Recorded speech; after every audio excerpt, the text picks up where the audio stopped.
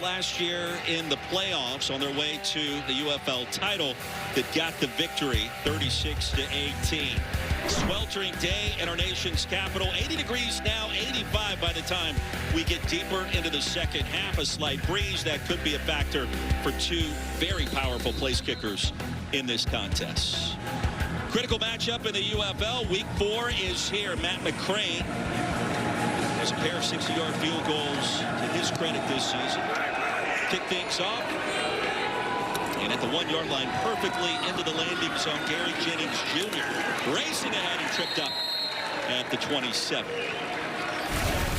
Well, Harrison Frost, the new starting quarterback. The last time we saw him in that capacity, way back in 2022, single-season record for passing yards that year at West Georgia. Then a GA in the ACC for Tony Elliott at Virginia. And a couple of stops, Seattle, and also in the CFL. Seattle, the Sea Dragons, the old XFL organization. And now in the shotgun to begin today after a incredible comeback win a week ago at home in the Dome against Birmingham. Clean pocket to start, fires one deep, has McBride, and off his fingertips. Stephen McBride, coverage by DeAndre Baker. It'll be 2nd and 10. And Jordan, we talked about last week, Frost got off to a slow start. The early interception, a big deal. Goodrich took it back to the house. Yeah, it was the worst start possible, but obviously there's other guys that have had bad starts too. Brett Favre, interception on his very first pass attempt in the NFL. So A.J. Smith's like, look, even the greatest, sometimes this happens. It's how you respond, and man, did he respond last week. Coming in off the bench and coming in hot, throwing the pick 6. Jarvion Howard. Pratt, go, go. And A.J. Smith, they'll run the run and shoot with the Battlehawks. Trips left, calling plays. F quick motion, QB Boston punch.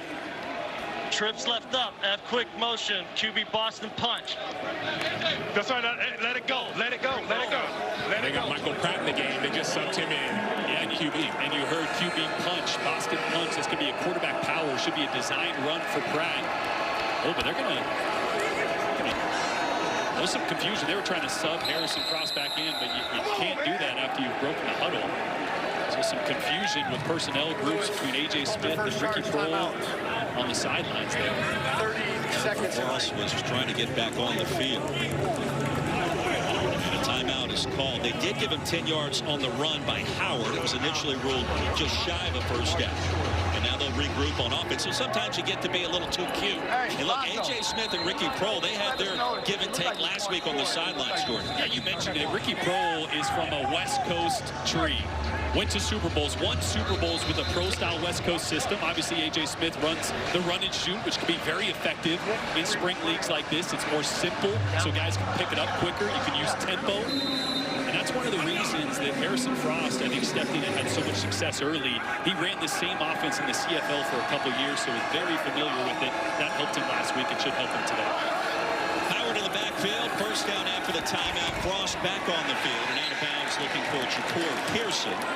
And we take a look at Jordan's impact players today. Yeah, look, Hakeem Butler is the biggest mismatch in the entire UFL. At 6'5", 240, he's a deep threat wide receiver that can go over the top of anybody. And Kevon Latulis, a running back that's a slasher. They want to get him the ball out of the backfield. But on the other side, this is the best defense in the UFL. Derek Roberson off the edge, and cornerback Garyon Conley is going to have some one-on-one matchups with Hakeem Butler. Those two guys have got to win their matchups today for DC to slow down the offense. Right now, Iowa State 6'5". Touchdown win for Howard. Howard's going to be brought down and wrestled down by Boogie Basham.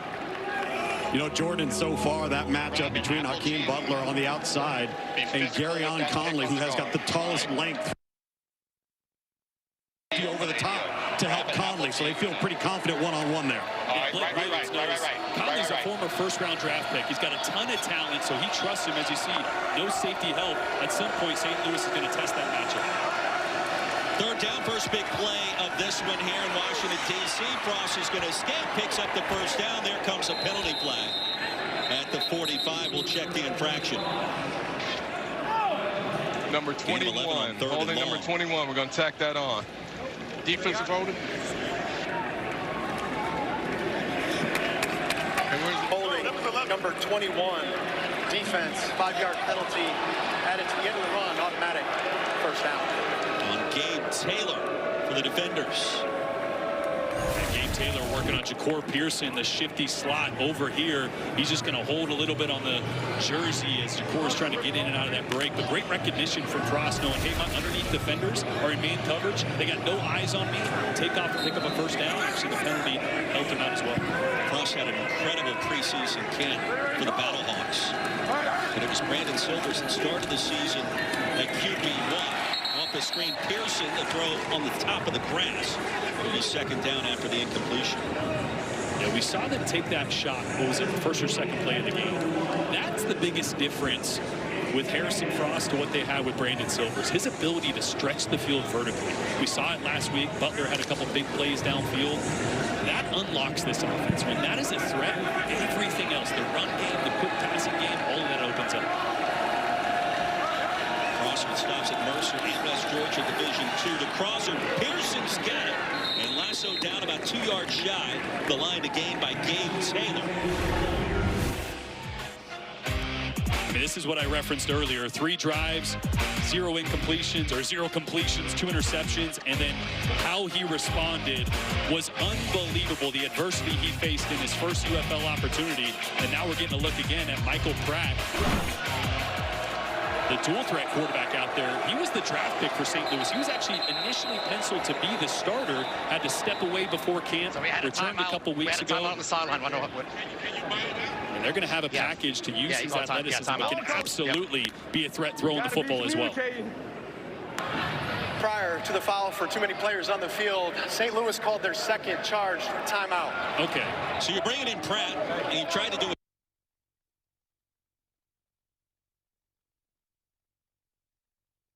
They call a timeout. Drive number 1 today. This has to fire up Ricky Prohl. These are plays in your first 15 scripted plays that you walk through, you jog through. Each of the last 3 days you've talked about these first 10 or 15 plays, and to have substitution issues on both times you try to bring in Michael Pratt. Wasting 2 timeouts is not ideal. Well, and Jordan, do you need to do it this early, right? I mean, that's the thing. Unless this guy's going to bring something that the other guy just absolutely cannot do, you just blown 2 opportunities really for nothing. With a young quarterback making his first start that needs to get ready. Yep. After the timeout, Pratt remains on the field. The snap is high. He'll corral it straight ahead. Only needed about a yard. That should be enough. Let's see the initial indicator. This is why you were trying to run the first time. Just a little QB power. You got a puller out in front. He's going to get downhill on 3rd and short. Picks up the first down. Love the play call, because remember, again, if you're new to the UFL, as soon as you cross the 50, you have to go for it on 4th down or kick a field goal. But they were kind of in that long-distance field goal range. So that was probably a down they would have had to roll the dice on 4th. Instead, Pratt picked it up. Gattulis, the running back. Frost back in at quarterback. Neville went in motion. And the deep give for Gattulis. Did what he can. A jump cut, a sidestep, brought down inside the 30. And Kevon Latoulis making something happen. Sam Kidd brought him down after a gain of 7. It's just a great individual effort. They got to get the run game going for St. Louis. Trips left. Young quarterback. Wide quick motion, Celtics punch. Trips left. Wide quick motion, Celtics punch. Celtics punch, all one, ready? Now the fundamentals of that run and shoot attack for St. Louis. A lot of trips right, trips left. Play calls can be basic at times, but the production has been rock solid going back decades. And this time DC up to the challenge. Latoulis brought down by Bryce Thompson. And the shoestring stop creates 3rd down. A loss of 4 on the play. 5 minutes in. That was an unbelievable effort by Bryce Thompson. The nickelback came blitzing off the edge. Watch the spin move on the left side of your screen. Put the tackle in a spin cycle there. Richard Garage trying to get a block on him. It's tough when you're 6'5", 300. You got a 200-pound athlete spinning on you. 3rd down and 7. Gattulis off the screen, and the pass is high. The pressure was hot and heavy. Curtis Jacobs with the early penetration. Look, this is who Blake Williams is, the defensive coordinator for DC. The son of Greg Williams, longtime NFL defensive coordinator. He is is always going to be aggressive, wants to play man coverage, wants to blitz you. And especially for a young quarterback making his first start, I expect a lot more pressure from Blake Williams. You see it paid off there. Tucker McCann on the field, 7 of 8 in the field goal department. This attempt from 51, well within his range. Connected from 58 against DC back in week 1 of the Dome. And plenty of distance. And St. Louis strikes first. Tucker McCann from way downtown. Former Mizzou kicker, and now for DC, Jordan Ta'amu. UFL championship game MVP a year ago. The UFL is brought to you by Progressive Insurance. Progressive makes bundling home and auto easy. Quick drive past the Jefferson Memorial. Steps away from Audi Field here in our nation's capital on a spectacular summer-like afternoon. And a good start for the visitors from St. Louis. Opening drive down the field, a 51-yard field goal off the right foot of Tucker McCann moments ago. A pair of teams are both 2-1. Week 4 of this young UFL season. I don't think you could dial it up any better. Chamber of Commerce type Saturday. Beautiful. Sidewinder from the 4. Braylon Sanders. Jitterbugs the 27. Now, Jordan Ta'amu, you go back to his season a year ago, 17 touchdown passes thrown, but that UFL championship was on point in the beatdown of Bryce Perkins and the Michigan Panthers. They won it. He was the MVP for those 4 quarters. Yeah, the staple of his game in this offense has always been the deep passing attack, which we haven't really seen so far this year. They've leaned on the run game, and it's been really good. But eventually, that accuracy downfield and the speed they have on the outside is going to pay off. They will test the St. Louis team as much as they can. Deion Jackson leads the UFL in rush yards. Had a 60-yard burst last week for a touchdown. Ta'amu's going to get crunched crossing the 30. Now, he's a work in progress in 2026 because the numbers last year impressive. This year through the air, Jordan, what are you seeing because it hasn't been there? Yeah, they haven't needed to, and so the limited times that he has pushed it downfield, he's forcing it. He wants to make those plays. He's used to making those plays, so he's forcing the ball downfield when he doesn't need to. That's why he's thrown 4 interceptions already, as many as last year in totality. He's just got to let the game come to him. Those opportunities will present themselves. Opening drive for DC. Swing to Jackson. Tries to get to the edge. Cannot. Jordan Williams had a pick 6 a week ago and a TFL here. So we take a look at our impact players on this side of the ball for DC. Yeah, you mentioned Deion Jackson leading the UFL in rush yards, rush touchdowns. He's averaging 6.8 yards per rush, which is insane. And Braylon Sanders, former teammate of Jordan Ta'amu at Ole Miss, he's a great deep threat. Haven't gotten him going this year. I expect him to have a big day today. And on the other side, this is the best defensive front in all of UFL with Peter Damopenu, the defensive player of the year last year, and Taylor Stallworth, who's been unblockable through the first 3 weeks of the season. Damopenu is a sack waiting to happen. Cornell Powell out of Clemson, dancing out of bounds after a gain of 13, and the drive begins now for DC. And OC Fredkas. 46 same. He was mad at himself after that week 1 game in St. Louis. The offense managing just 10 points, and he said, I got to be better in this game today, guys. Yeah, it took a lot of ownership because St. Louis completely changed things up week 1. I'll get into that in just a second. Delayed handoff. Jackson stuffed. Maybe lost half a yard. So normally this defense is a team that loves to sit with 2 high safeties and play zone coverage. Week 1, it was all 1 high main blitz. Cover 0 blitz. They brought a lot of pressure at Jordan Ta'amu, caught this offense off guard. Halo, Tallahassee Peel. And that led to 7 sacks week 1. That was the story. They made Jordan Ta'amu uncomfortable. They hit him over and over again. So I expect the game plan to be different for both sides now in this rematch. QT in motion. He'll fake it his direction. Hey, Tom, what's it like when you get sacked 7 times in a game? Well, I'll tell you one thing. The first thing that tends to happen, and Jordan will tell you this, is that every snap thereafter, your eyes come down. And you're not seeing the field. Your feet are antsy, and you're struggling. And so I think getting out of that funk the last 2 weeks for Jordan with a big 3rd and long coming up right here, he'll get himself back into the rhythm. The key is that DC can run the football. First big play now for the defenders on offense, 3rd and 10. Hey, easy, easy, easy. Hey, run. All right, time. Play clock winding down and a timeout called by Tamu. They're playing 4, look like. It's good. It's perfect if it's cover 4.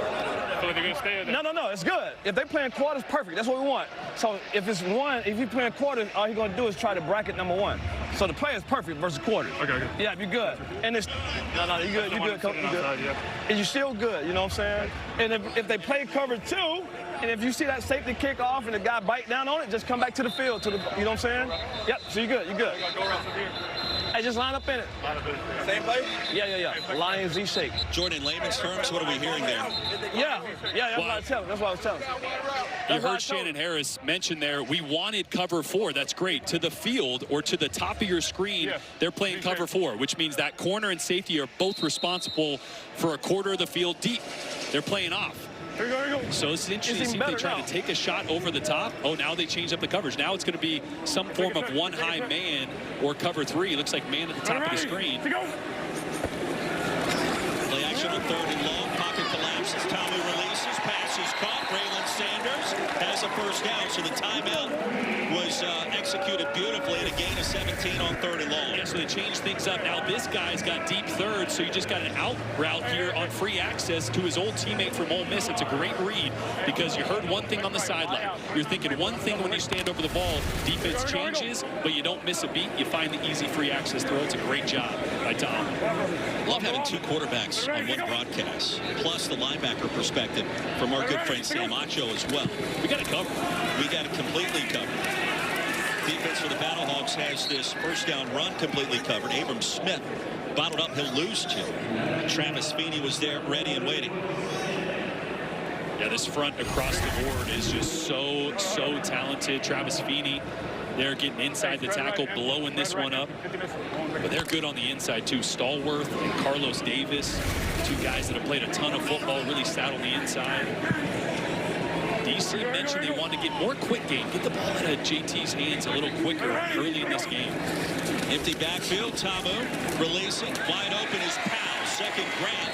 Bullies his way out of bounds to the 35. So DC on the move and a gain of 7. And there it is. Quick game, right? If they're going to play off, take that all day.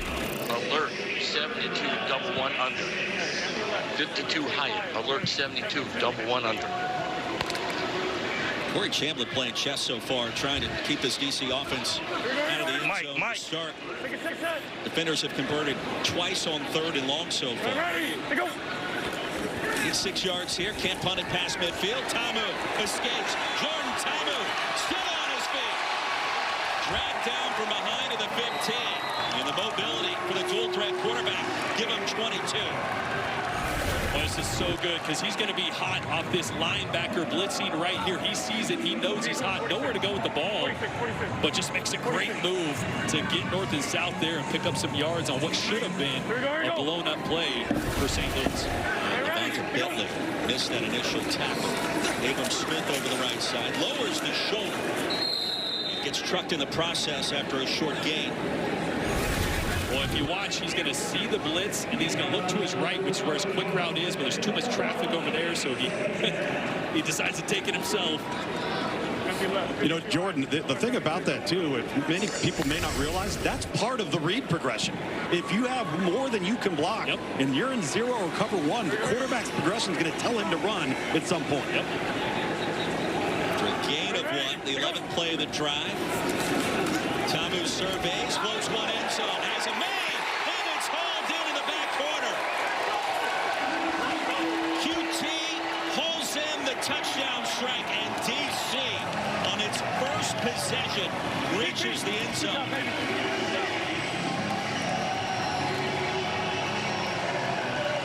Latest college ball at Texas Tech. That's one way to do it for the 29-year-old Kiki QT.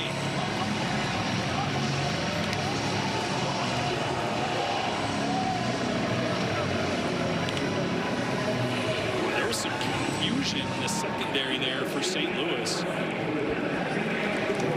Great ball by Tamu. Whatever rush Tamu has showed us through the first 3 weeks of this this regular season. He has shaken it off to start week 4 today. A perfect 5 of 5 on that drive, Jordan, and the 22-yard scamper on 3rd and 6. Boy, it's interesting because it looks like a couple guys are maybe playing zone, but watch this defender come in here with Braylon Sanders. Then there's going to be nobody left out here. The safety's going to try to recover, picking up that corner route, but no one helping on the outside. The underneath guy looks like he's playing zone. The outside corner that drove up looked like he was playing man. Either way, some confusion. But Kiki Kute found the corner in the end zone, and a great ball by Thomas. Shannon Harris loved it. Boom! Left hand. Simple but efficient. DC with the lead. The UFL will continue after these numbers. Back here on the sideline with Jordan Ta'amu. Here's the play concept. We're going to be in the flat there. We're going to run a little option here, and then the corner right there. Walk us through the read progression there, Jordan. Yeah, I mean, I seen too high. I knew they were playing some type of 4 or 2 down in the red zone. So my eyes kind of just went to the corner, saw that corner bite down on that snag route, like we like to call it. And then I had to just make sure that safety stayed inside of him and, you know, put a good ball right there in that corner in the pylon, just only where he can get it. And so the safety won't undercut it at all. Had to get some nice touch on the ball. And then my backside is there too. Great stuff, man. Appreciate it. Yes, sir. Thank you. Very crispy start for the former Ole Miss signal caller. We talked to Jordan this week. One of the questions was, A, how much fun are you having this go around again in the spring season? B, how much longer do you want to go? And he said, I want to see how much football I can play when I'm past 30 years of age. He's only 28. It's a long time for that. He's got some time, and honestly, he's been a mainstay in this league. Every year he's played in a spring league, he's been the first or second best quarterback in the league. So he's got a bunch of good football ahead of him. And again, what I love about that first drive, he just took what was there. Took some short things, converted on 3rd down with his legs, and then in a bust in the end zone, found the right guy. Isn't that what the best ones do, right? And to me, it's counterintuitive because you want to go for it all. You want to score the touchdowns and have the pretty bombs. But if you just take what the defense gives you, a lot of times that's winning ball. No doubt. It's the hardest thing to do, though. Check downs, getting first downs. Yeah, hardest thing to do is be patient and play boring football. The best are able to do it. Kylan James in the backfield gets his first touch to the perimeter. And high steps out of bounds. Crossing the 30. Well, Harrison Frost, the journey extensive. First at Mercer, then D2 West Georgia. Single season passing record set there. Then in the XFL, the Great Northwest, before the CFL running the run and shoot. Now with the Battlehawks. In between all of that, Jordan. Right there, he retired. He was done with football. Went and started coaching at Virginia as a GA. And then because of a coordinator connection, got an opportunity at CFL, and now his dreams are back alive. Story of the spring season. Deep ball and incomplete. Batted down. Bryce Thompson in coverage. Native of Irmo, South Carolina, went to Tennessee. Pearson was open for a split second. I was on the field before the game, guys, with Bryce Thompson. He said, hey, man, I'm about to put on a show. We've seen a PBU. We saw a TFL, so number 1 in red. So far, it's putting on a show. This is a really good secondary. Bryce Thompson's exceptional. Conley's a former first-rounder. DeAndre Baker, who is out on the field now, not even starting, also a former first-rounder that was all UFL last year. 3rd down and 5. Here comes the heat. Frost escapes. Pass incomplete. And it could have been intercepted. Big Taylor, blanket coverage on Ja'Cour Pearson. And the ball ricocheted away quickly to bring us to 4th down. Yeah, just some confusion with Ja'Cour Pearson. I think he was on an option route, which means he can push up, sit there, break right, break left. Didn't do any of it. And Frost hit him in the back. QT back deep to receive this punt from Ryan Sanborn. There's a bit of a breeze blowing here. The southwest waterfront in Washington, D.C. The defenders forcing that 3 and out. That front 7 and the secondary on display. QT retreats all the way back to his 9-yard line. Really went down to one knee to retrieve it and chopped out of the 20. Well, what a day we've got for you here on ABC. The first round of the NBA playoffs start today. Don't miss the Rockets taking on LeBron and the Lakers. That's tonight here on ABC. Ernie, Kenny, Charles, and Shaq will tip off our coverage. 8 o'clock Eastern, wrap up the night post game on Inside the NBA. Lakers need to get Luka back, but they've got LeBron. Another run, we shall see. I mean, could you script it any better, right? LeBron in the twilight of his career, injuries galore. He's going to have to put the team on his back with his son playing next to him at times. You never know. You never know. I like that. Fast start for Jordan Ta'amu. Rear starter in Oxford in the SEC. Third-round draft pick of the Panthers.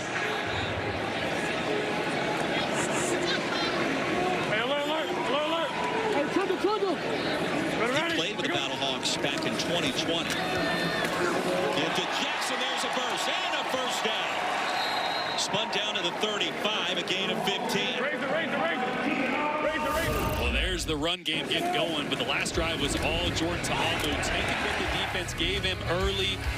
Converted 2 third longs, one of them right here with his legs, a third medium, and then the touchdown pass to the corner of the end zone was right on the money. That's as good of a drive from Ta'amu as we've seen from him this year so far. Now, keep in mind, he hasn't gotten off to the best start, but DC has put up 44-plus points in its last 2 games, both wins after that Week 1 setback at St. Louis, and he just threw his first incompletion there. Here we go, here we go, here we go.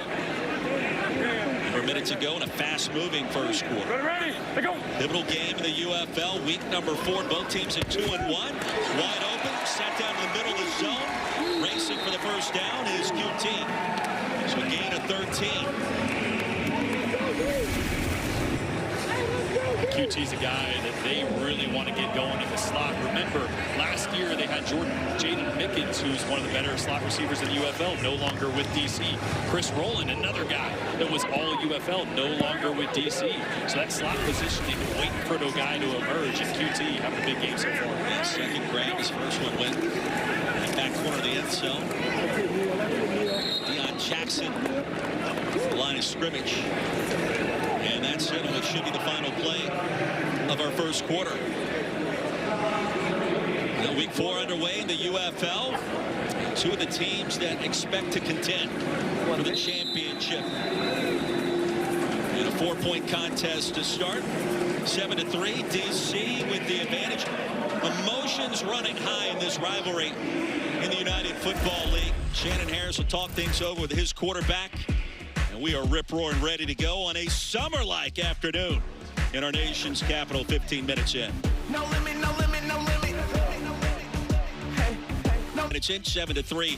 Our score, Jordan Rogers, Roy Philpott, now Ricky Prohl, head coach of the Battlehawks, year number 1, kind enough to be mic'd up for us. Coach, first things first, the sunscreen, is everything in place today? Just making sure you're safe down there with this sun blaring down on top of us. We're safe. I got a 50 on.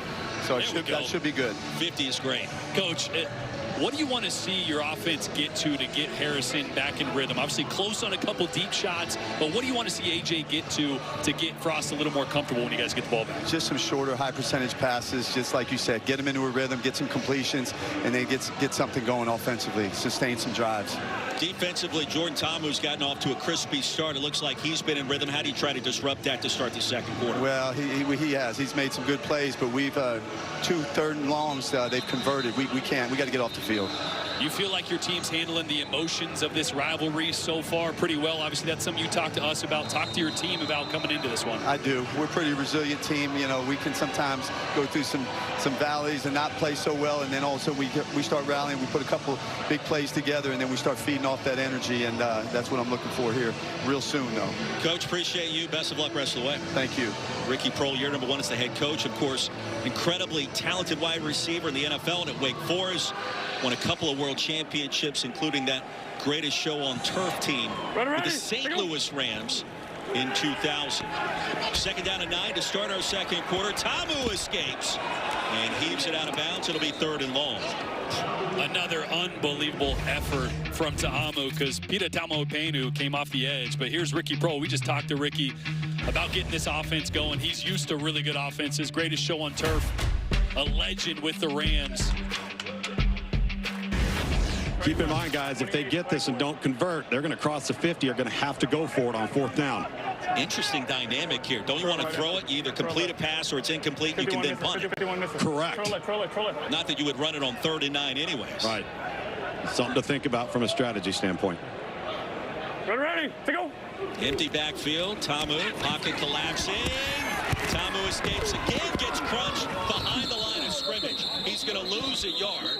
It'll be 4th and 10. Well, Peter Tamabenu working on right tackle Michael Tarquin. He beat him with the speed rush last time. This time gets there, works back towards the pocket, and pressures Jordan Ta'amu once again. Pita has not had a sack since week 1. He had 2.5 in the first half against DC, but man, he has been so close the last few weeks. And there once again put pressure on Jordan. He played his college ball at Utah and was the UFL Defensive Player of the Year a season ago. Sean Fresh back deep to receive. Paxton Brooks, DC punter. First time we've seen him today. Fresh lets it bounce into the end zone. Touchback coming for the Battlehawks. Don't forget, first round coverage of the Stanley Cup playoffs continues tonight over on ESPN. Game 1, Flyers Penguins, comes your way at 8 Eastern. Is there better music, a better theme in pro sports? You hear that music and you know what's coming. You take a look at the Game 1 start times. You got the Sabres back in the playoffs for the first time in like 40 years, it feels like, against the Bruins. That's going to be fun. Sunday, 7:30 Eastern on ESPN. And the best trophy in all of sports, in my opinion. Fighting over that one. Battlehawks get it back. Second quarter underway. Hakeem Butler, his first touch. Butler, a stiff arm. Hakeem Butler off to the races. Still in bounds, on the move. And Hakeem Butler goes the distance. When you think of touchdowns, you think of Hakeem. It is unbelievable. Death, taxes, and when Hakeem Butler touches the ball, something good happens, and normally it's a touchdown right there. You're used to seeing the deep shots downfield, but they're playing off on him a lot, giving him the short stuff. So I love that A.J. Smith, just like Ricky Pearl said, let's get a short, quick, easy throw to our playmaker in space, and look what 88 does. 75 yards, and it didn't take long.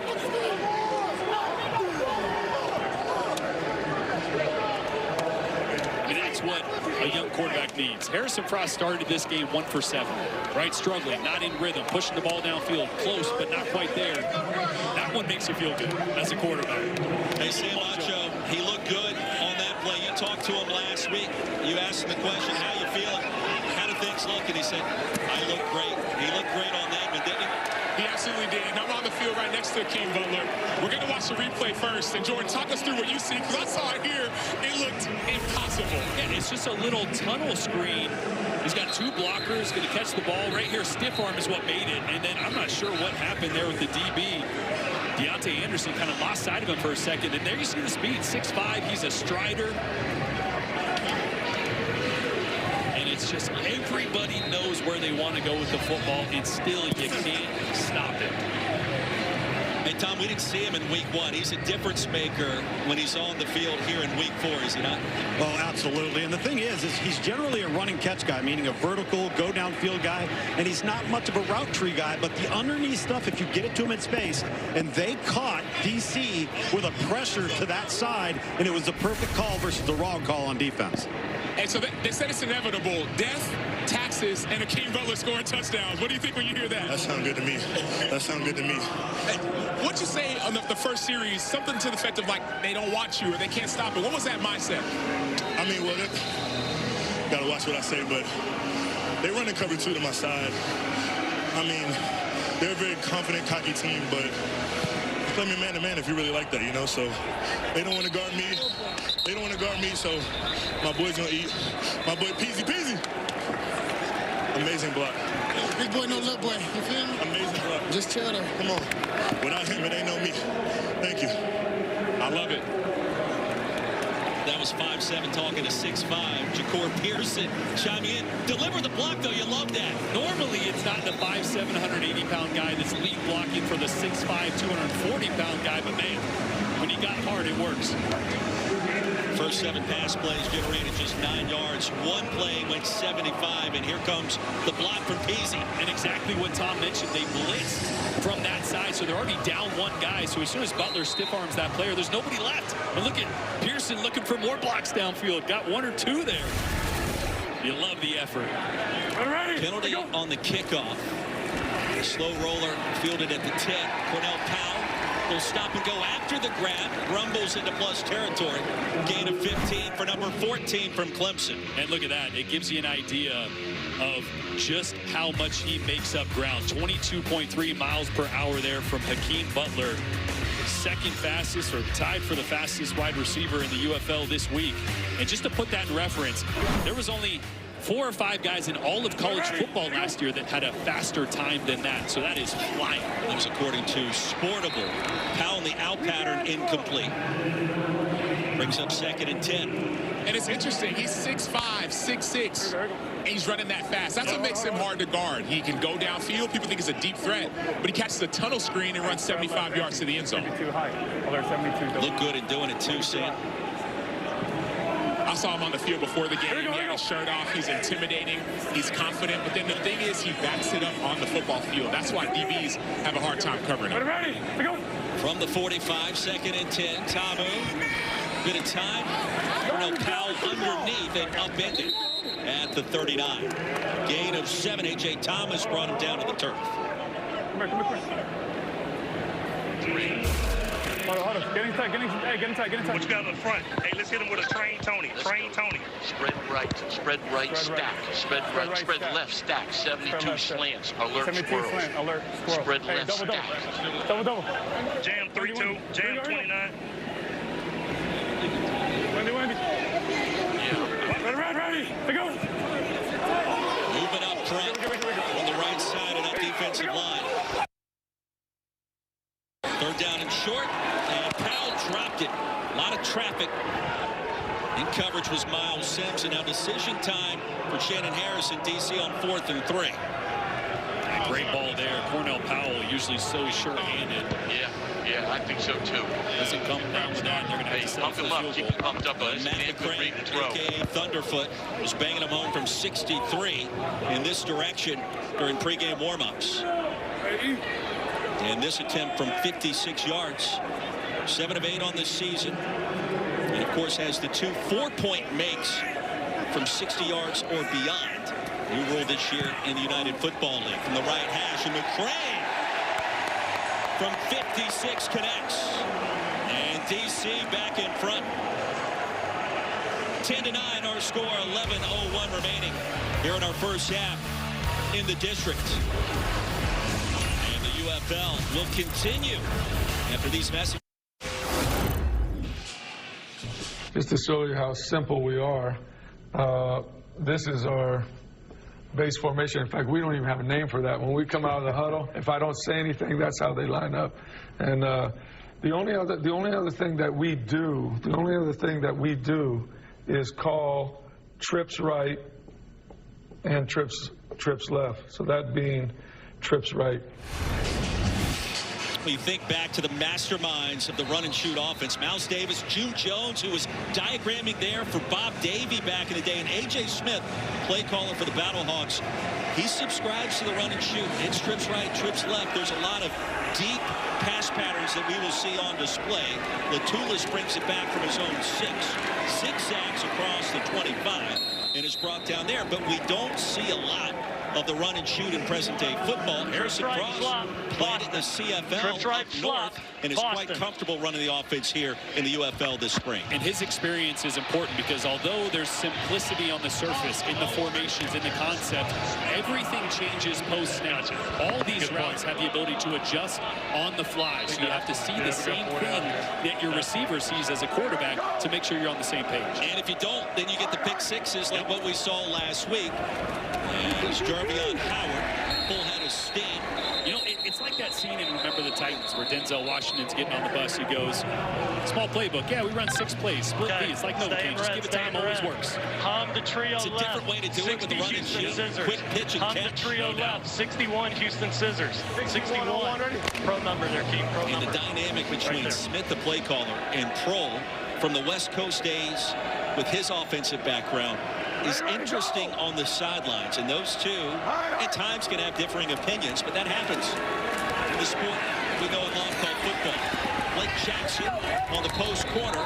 The penalty flag back down near the 23, and this could be coming back to hold it. Number 71, yeah. Previous spot, second down, 71 hold.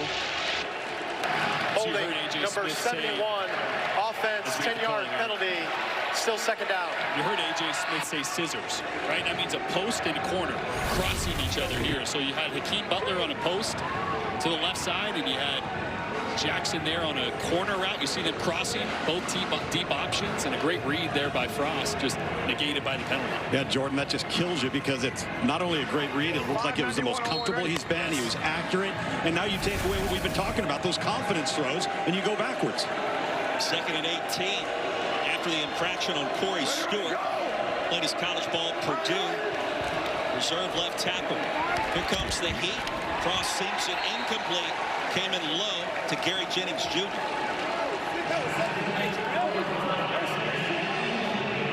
We're pretty deep here. Okay, here we go. Be smart. Make sure we're taking care of the ball. Okay, hum the trips left. 52 Island X9. 52 Island X9. Gotta go. Blake, go. Island is an ISO route for Hakeem Butler at the bottom of your screen. Actually, it would be at the top of your screen, actually, and there'll be a 9 or a go route by Hakeem. Cross, a little bit of time, he'll buy some more. Retreating, floating, out of bounds. Still dangerous along that far sideline. Harrison Cross, a 2 for 10 start today in the passing department. DC playing a lot of man coverage or cloud coverage on the outside, which means there's no space for the quick game. So a lot of these throws are being forced downfield, as you're seeing. And also you hear there, I didn't like Island against cover 2. You know, the interception for a touchdown he threw last week was Island, that exact play. So maybe a little PTSD, thinking about what happened last week, not seeing it as well as AJ maybe wants him to. That's the part maybe that the average fan doesn't understand from a quarterback's perspective.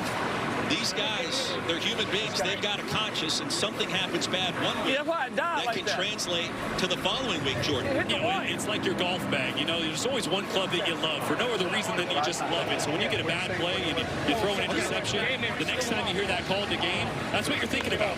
So you're seeing right now a young quarterback making his first start in the UFL.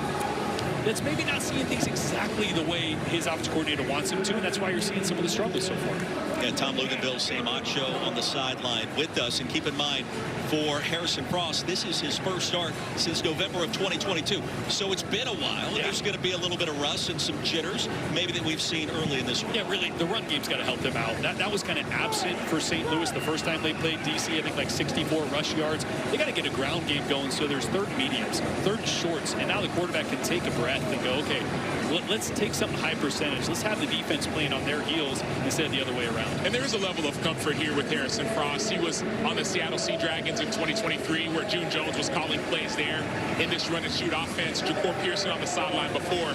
He also said, hey, it's going to be more of that run and shoot type of offense. And so I understand it's 2 of 10 so far, but with some comfort with the pass protection, I expect this offense to explode.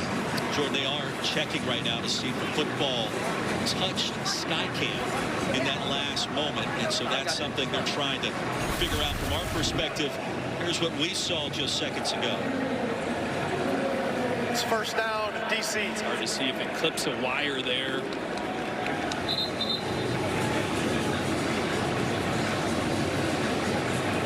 Hit the wire? Yeah, it hit the wire. Yeah, that's why it died like that. It hit the wire. Now, Coach Harrison looked like that from our vantage point. We had a situation last week in Dallas where a penalty marker got caught in the actual Skycam apparatus, and that became kind of an entertaining moment. Different circumstance here with the pigskin grazing the wire. Tamu gets it back to the line of scrimmage, and that's it. Maybe a gain of a half yard on first. Yeah, guys, like we like to do every week here on the UFLs, get with the backup quarterback, Mike DeLillo, in this sense, on the DC sideline. Have him walk us through not only what is the play call going to be, what's the quarterback's progression, what does he got to get from point A to point B to point C? So what do we have on the call here, Mike? Yeah, so we got a bunch set over here, trying to see how they play the bunch. We're going to have some motion to kind of indicate what's going on. It's man or zone, just a true under concept. So we're going to have a 6-step out at the top of the screen and work the drive to the basics. So right now, we're working the 6-step. If it's there, rip it. So we're just working a true progression right to left on that. How critical has it been for Jordan's legs today? Because things haven't been perfect up front, right? As you get the call, you know, those are the types of plays that got to avoid negative plays, right? Yeah, 100%. I don't think the Battlehawks are really ready to spy him in that sort of way. So anytime he can make a play with his legs, it's going to be big. All right, so we're going to have some extra protection on this play. Back's going to chip for us.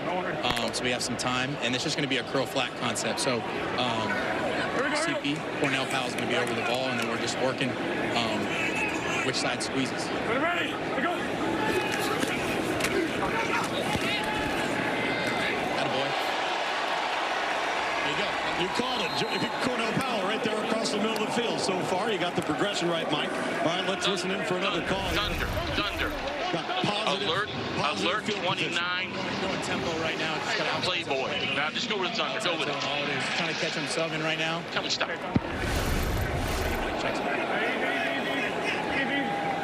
Got a pretty heavy box here, Mike. Yeah, it looks like the corner cat's bringing some, so he's probably going to check in some quick game or inside zone stuff. Looks like he's going inside zone. Good check by Jordan here. Yeah. It was a seed by Jordan as well, gentlemen. That was an impressive toss as Jackson gets back to the line of scrimmage. 2nd and 8's not bad. Offensively for you guys, when you get in this area of the field, is it an automatic 4-down territory, or with the kicking game you have, what's the thought process? Yeah, Matt McCrane's been on fire, so having him's going to be a blessing. So depending on where we are, looks like we're going to do another outside zone play, which has been good for us. Deion Jackson's been a great running back for us, so just going to get him on the edge and see what happens. Coach Kais upstairs talking about bringing it from the boundary, not the field. He's talking about edge pressure, correct? Yes, sir. Yes, sir. Ready to go. Jackson will switch sides. Towards the field and get what it can, 3rd and long. Yeah, the Battlehawks have been doing a good job all year, keeping teams to 3rd and long. So as you see today, we've been a lot in 3rd and longs, but we've converted. So just got to keep that trend going. Spread right, tight, yellow, rocket, yellow, rocket. And it's a true drop back right here. It's just pretty much, it's like a sticks concept for us. So everyone's going to get to the sticks, work back down, just working inside out. Okay, so slot to the outside. Yes, sir. Based on, and we're going to do it out of a stack here, which is going to be good. They're going to explode out, just working slot to the outside guy. Whichever side he likes the best. The sticks are 9 yards away. Tamu with time. Saves it. Here we go. Corral. That'll move the chains to Sanders. Here we go. Bunch left. Bunch left. So. Bunch left. So. Philly yellow stay. T under. Philly yellow stay. That first play of the drive. That bunch set with the motion. Right. I'm going to work the 6-step to the right. To, be slow on your return. And just working the drive basic to the back. CP. So if he likes the 6-step, no. if he gets pressed, he's going to convert it to a vertical. If not, he's just working the drive to the basic. True right to left read. Ready to go. Have that out down here if he wants. Off 6-step should be money. Maybe he does. Pump fake. Powell. The penalty mark is down. How about CP? That wasn't according to the progression, but it worked great. 2 flags in the backfield as well, gentlemen. The passer. Just putting everything Steve Litton applying the pressure for the Battlehawks there. I think you're going to get an extra penalty here. And we had a complete driving the quarterback into the ground from there. DH also, but it's going to be which one do we want? DH is going to give us right about, going to be about the same, 13, 15. We're going to get past the 15, right? Play is the first down. Yeah, and we're going to tack on the 5 for the D hold because it's going to put us inside the 15, right? No, we're not tacking. It's not a run. We had a pass. Oh, it's a pass. Okay, so we go roughing the passer, 44. Yeah, 15. For half the distance to the 14. Here we go. Right, Peter? 29. There are 2 fouls on the play, both on the defense. Holding number 29. That penalty is declined. Personal foul. Roughing the passer, number 44. Defense. That penalty is enforced half the distance to the goal. First down. Take a look at HatCam and the perspective here with Pat Buchanan. Our back judge today helping us out. It was a great job by Tamu not throwing that ball because he's expecting Ty Scott to run an out route. The DB drove on it. Scott adjusted his route downfield. If he would have thrown that ball, it probably would have been an interception. Here we go, here we go. All right, go now, go now. All right, give us that again. So we're doing a slant flat concept to the field here. With a stick. I'd work at the boundary here to the back of the tight end. Tamu with all afternoon to survey. Penalty flag flies in at the 2-yard line. He was trying to get Mason Fairchild. Holding on the defense. DB had him wrapped up at the goal line. D-hold, number 21. And half the distance there. Taylor Hawkins. Holding, number 21, defense. That penalty is enforced half the distance to the goal. Automatic first down. Battlehawks a little handsy on this possession, benefiting DC. All right, what do you think here, Mike? Wait, you guys getting close to the red area here. What's Coach Keiss like to dial up? We're bringing in our heavy package here. So extra O-linemen, get our big guys on the field, no receivers, all tight ends and extra O-linemen. So right, 29 lead. Just going to pound the rock right here. 29 outside zone, right? Exactly. Here we go. Jahari Branch, the right guard, is actually going to be that side. He's already there. Fullback here on the outside zone. A little extra beef. Abram Smith quickly lassoed down just inside the 5. Travis Feeney was there. I love this. You see the right guard bumps into the backfield. 56 becomes a lead blocker there. Unfortunately, they don't seal the edge on the left side. Heavy right. Zach. Heavy right. Zach. Lasso Hyatt. Lasso Hyatt. So you're sticking with the jumbo package here, but you're bringing one guy out, bringing a receiver back in. Yes, sir. Yes, sir. So if we can get it off here, we're going to call a timeout. See if he's... I'll wait and see what he says. 9th play of the drive upcoming. A timeout called by DC. Lasso would have been a play action for them, so they'd have faked the run and get JT out on the I like it. No, stay with it. Stay with it. I like the 12. See if they stick with it. Shannon Harris going to talk things over with his quarterback, Jordan Tamu. Let's go with the why not first. How you going to go why not? Why not? Oh, I like that better. Yep. You want me in because technically Mason's in right now. He told me he would. So they are going to change the play. So we're going to be Texas right. So they're not expecting anything. Texas right, 72 square, why not? Tell them be patient. Tell them be patient. 72 square, why not? Walk us through it. Yeah, why not? So what it's going to be is we got this vertical out concept to the field, and we got a double move by our tight end. So if we get one-on-one, we're going to work the nod side to the tight end. If not, if we like our quick game, we're just going to shoot it out to one of the flat guys over here, either Kiki or CP.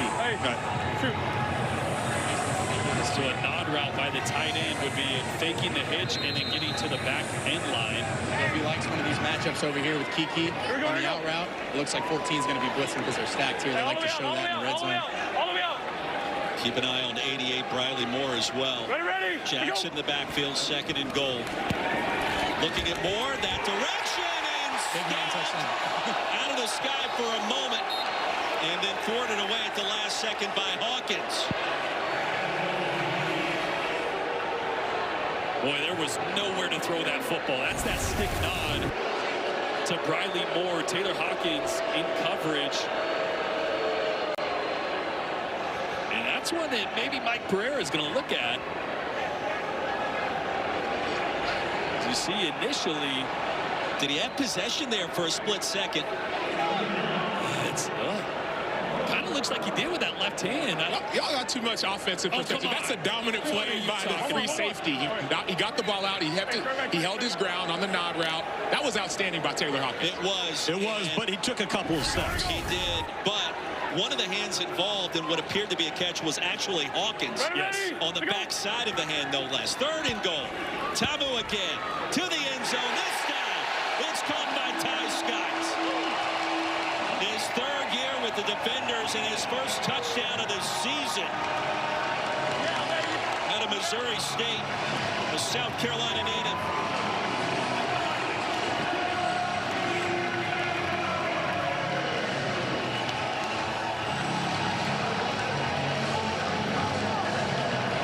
And the defenders extend their lead now 16-9. They'll go for the 1-point conversion. 3:06 remaining in our first half.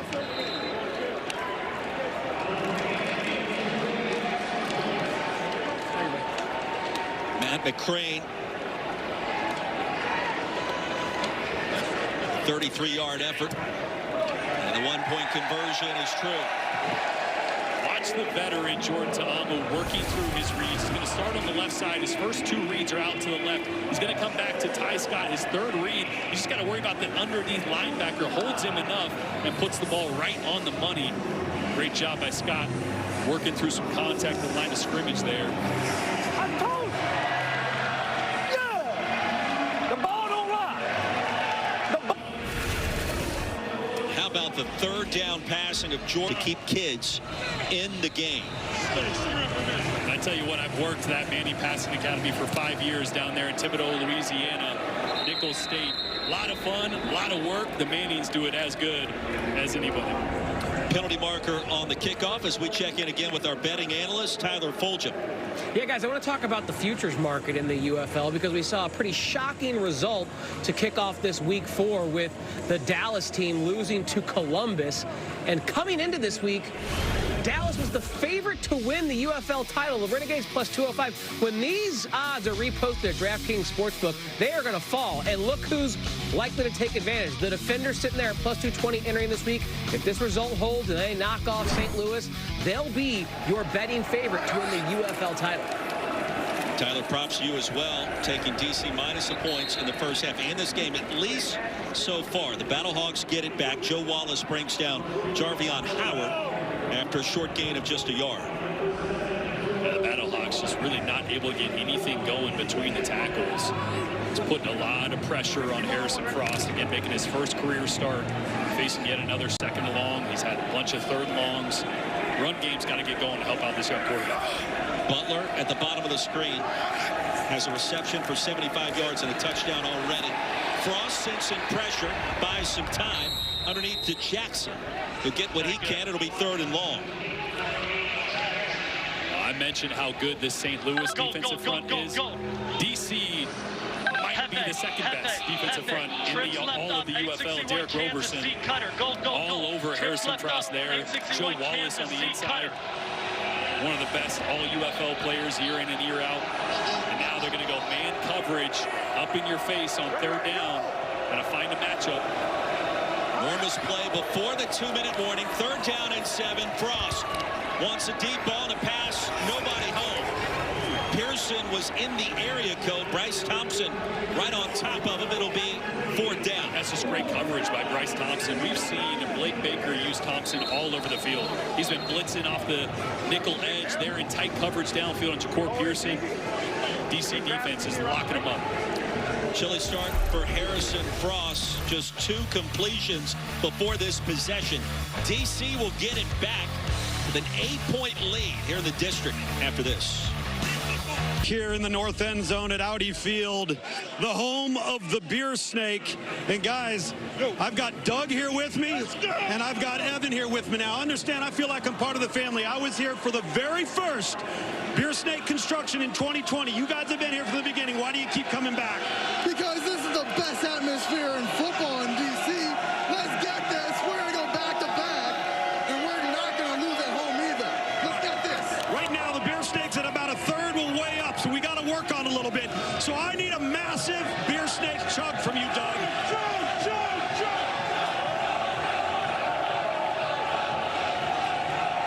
There we go. So the founding members here, we got a couple of founding fathers right back there in the wigs, if you can see them. So we're going to get after it. I might come back up here a little later as the snake continues to grow. Let's see as high if we can get it towards the top of the end zone. It's a great tradition here in the UFL. The fans love it. It's like a family in this north end zone. And don't kid yourself, guys. They've had an impact on this DC defense and offense every time they play here at Audi Field. Tom Luganville, welcome home, by the way. Thank it's you. great to see you up there in that north end zone. And the Battlehawks Final charge timeout of the first half. Looking for a defensive hold. Yeah, we got that during that last break, and now they're going to let it go. Yeah, remember, you have the ability to challenge. Do we want to reset the clock, Mike? Here in the UFL? But it's got to be really clear and obvious. I know, but I mean, outside of 2. Add a penalty onto a play that didn't have one. No more timeouts, St. Louis. Here we go. St. Louis will punt it away. Trailing by 8. Under 2 to go in the half. Just one timeout remaining for the Battlehawks. They just lost it. And now DC with 1 left in our first 30 minutes.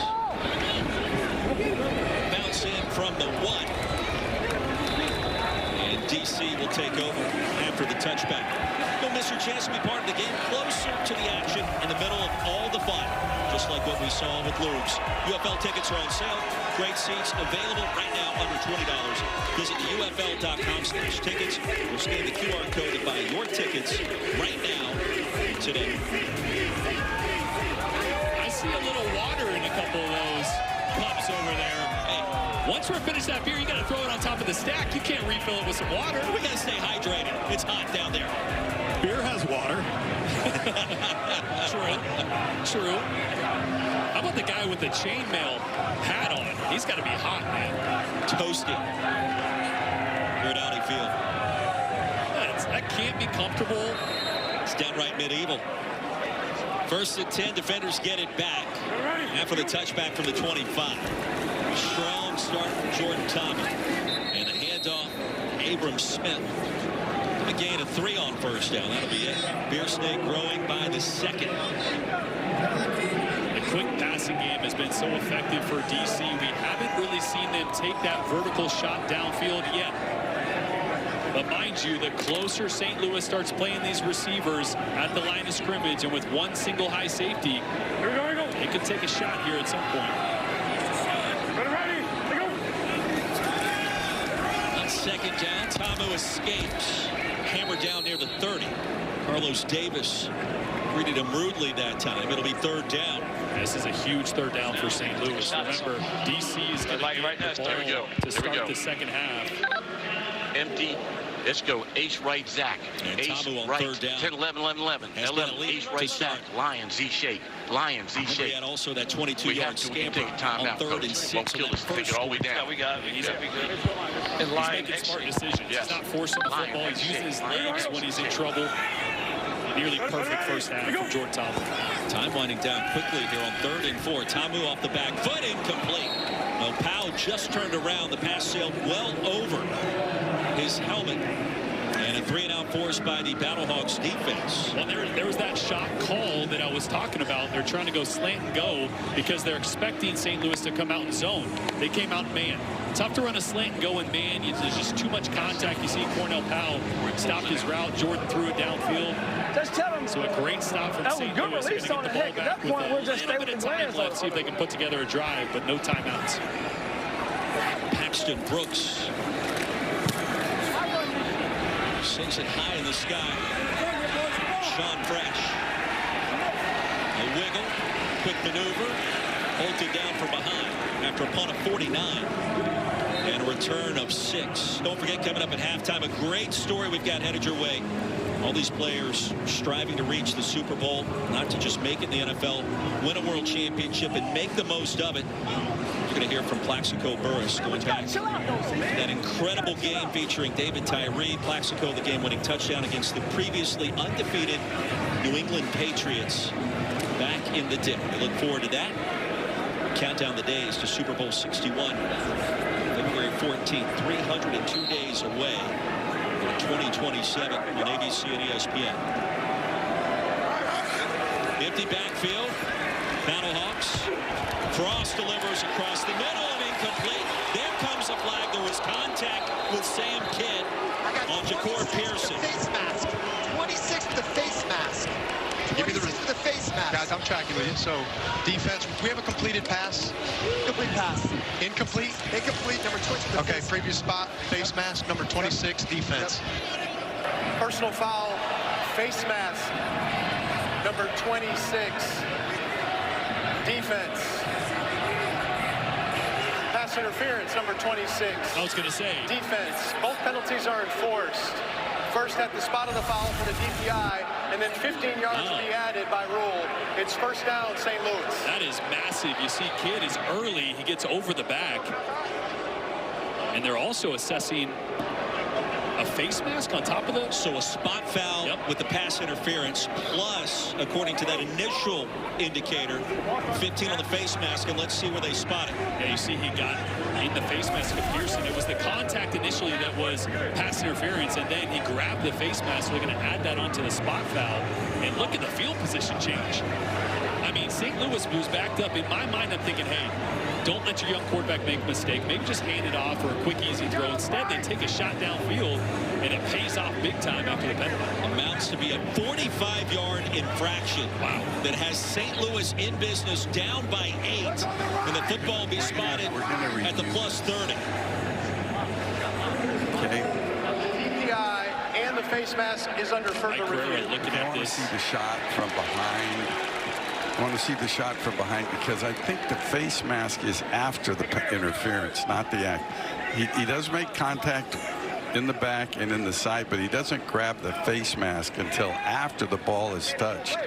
So in order for this to be one that we can, penalize multiple, the actual act of interference has to be the face mask. And I think that occurs after. So therefore, because there's the actual mask grab there after the ball's been touched. So we're going to take the face mask off. Okay, we're going to decline the face mask is what we're going to do. Yeah. And we're declining the face mask taking the due to the fact that it was after the DPI. Correct. And did not occur at the same time. And let's get this at the right yardage of the. Make sure we have the right yardage. DPI. Yep. And we should be at the 40. Yeah. That's correct. So you're right about at the 47-yard line. Yes. The timing of the two infractions is critical here, right? According to what you were just... The whole thing, and it's an unusual rule, but the rule is that if the actual act of interference is a personal foul, doesn't have to be a face mask, could be a hit on a defenseless player, then you actually go ahead and force both. But since it occurred and you saw that shot from behind, the high end zone shot, you can see that the actual face mask pull was after the pass had hit the receiver, so therefore it can't enforce both. Understood. That's almost counterintuitive in what I would have anticipated there, considering it occurs after the initial penalty, but it makes sense on the explanation as you take one more look. Yeah, either way, still great field position. They get on this other side of the 50, and remember, they're in that range now. Get a couple more yards of a 4-point field goal, right? So you can get a better chunk here at the end of half if you pick up a few more yards. Tucker McCann does have ample leg strength. Connected from 58 yards out in week 1 against DC for the Battlehawks. Pocket collapsing, man-to-man coverage, help over the top, and the pass incomplete. Looking for Blake Jackson. Great coverage there underneath. On the back end there, looked like Gabe Taylor, I think, in trail coverage. Does a great job turning around, playing the ball, not playing the receiver. Nowhere to throw there for Frost, and now you got 13 seconds, no timeouts. This ball has got to be thrown quick, and they got to get out of bounds in hopes of picking up a few more yards for a field goal. And a chance to pick up a 4-point field goal if it's from further back than 60. Dangerous toss here, quadruple coverage. Oh, did he catch it? Butler high in the sky. I freaking love it. And there's a second on the clock, at least right now, but it's going to, unfortunately, run out once they spot this. I don't think they're going to have time. They won't have time to spike this. Watch the box out by Hakeem Butler playing basketball. 3 defenders in the area. Oh, and on the snap, after the grab, a penalty flag flies in. Derek Groverson with the body slam. Q, I have 50. That is massive. I got 50. Time would have ran out. I got 50 DOF in the neutral zone at the snap. Number 50 in the neutral zone at the snap. That is a costly mistake for DC. 50, yeah. Because now they're going to get time to run their field goal. They're going to be able to bring their field goal kicker out if they want. Offside, number 50, defense. Wow. 5-yard penalty, first down. one untimed down will be played. And the half cannot end on a defensive penalty. Roberson knows better. And now you got time to get your field goal kickers out there, which you didn't before with 1 second on the clock. So if you just don't get a penalty there, there's nothing they can do. Half's over, and DC's going to get the ball instead. And St. Louis has a chance here for a short field goal. Get some points on them. By the way, did we mention Hakeem Butler's catch? Oh, my gosh. He legit just bodied and boxed out the defender like he was a center underneath the hoop waiting for a rebound. Not just the defender, the entire defense is what it felt like down here. There were 4 defenders in the same area as Hakeem Butler. He's got 2 grabs for 109 yards and a touchdown. I don't know that you'll find a more fascinating reception than that one just moments ago, and a chance for 3 points for the Battlehawks at the end of our first half here.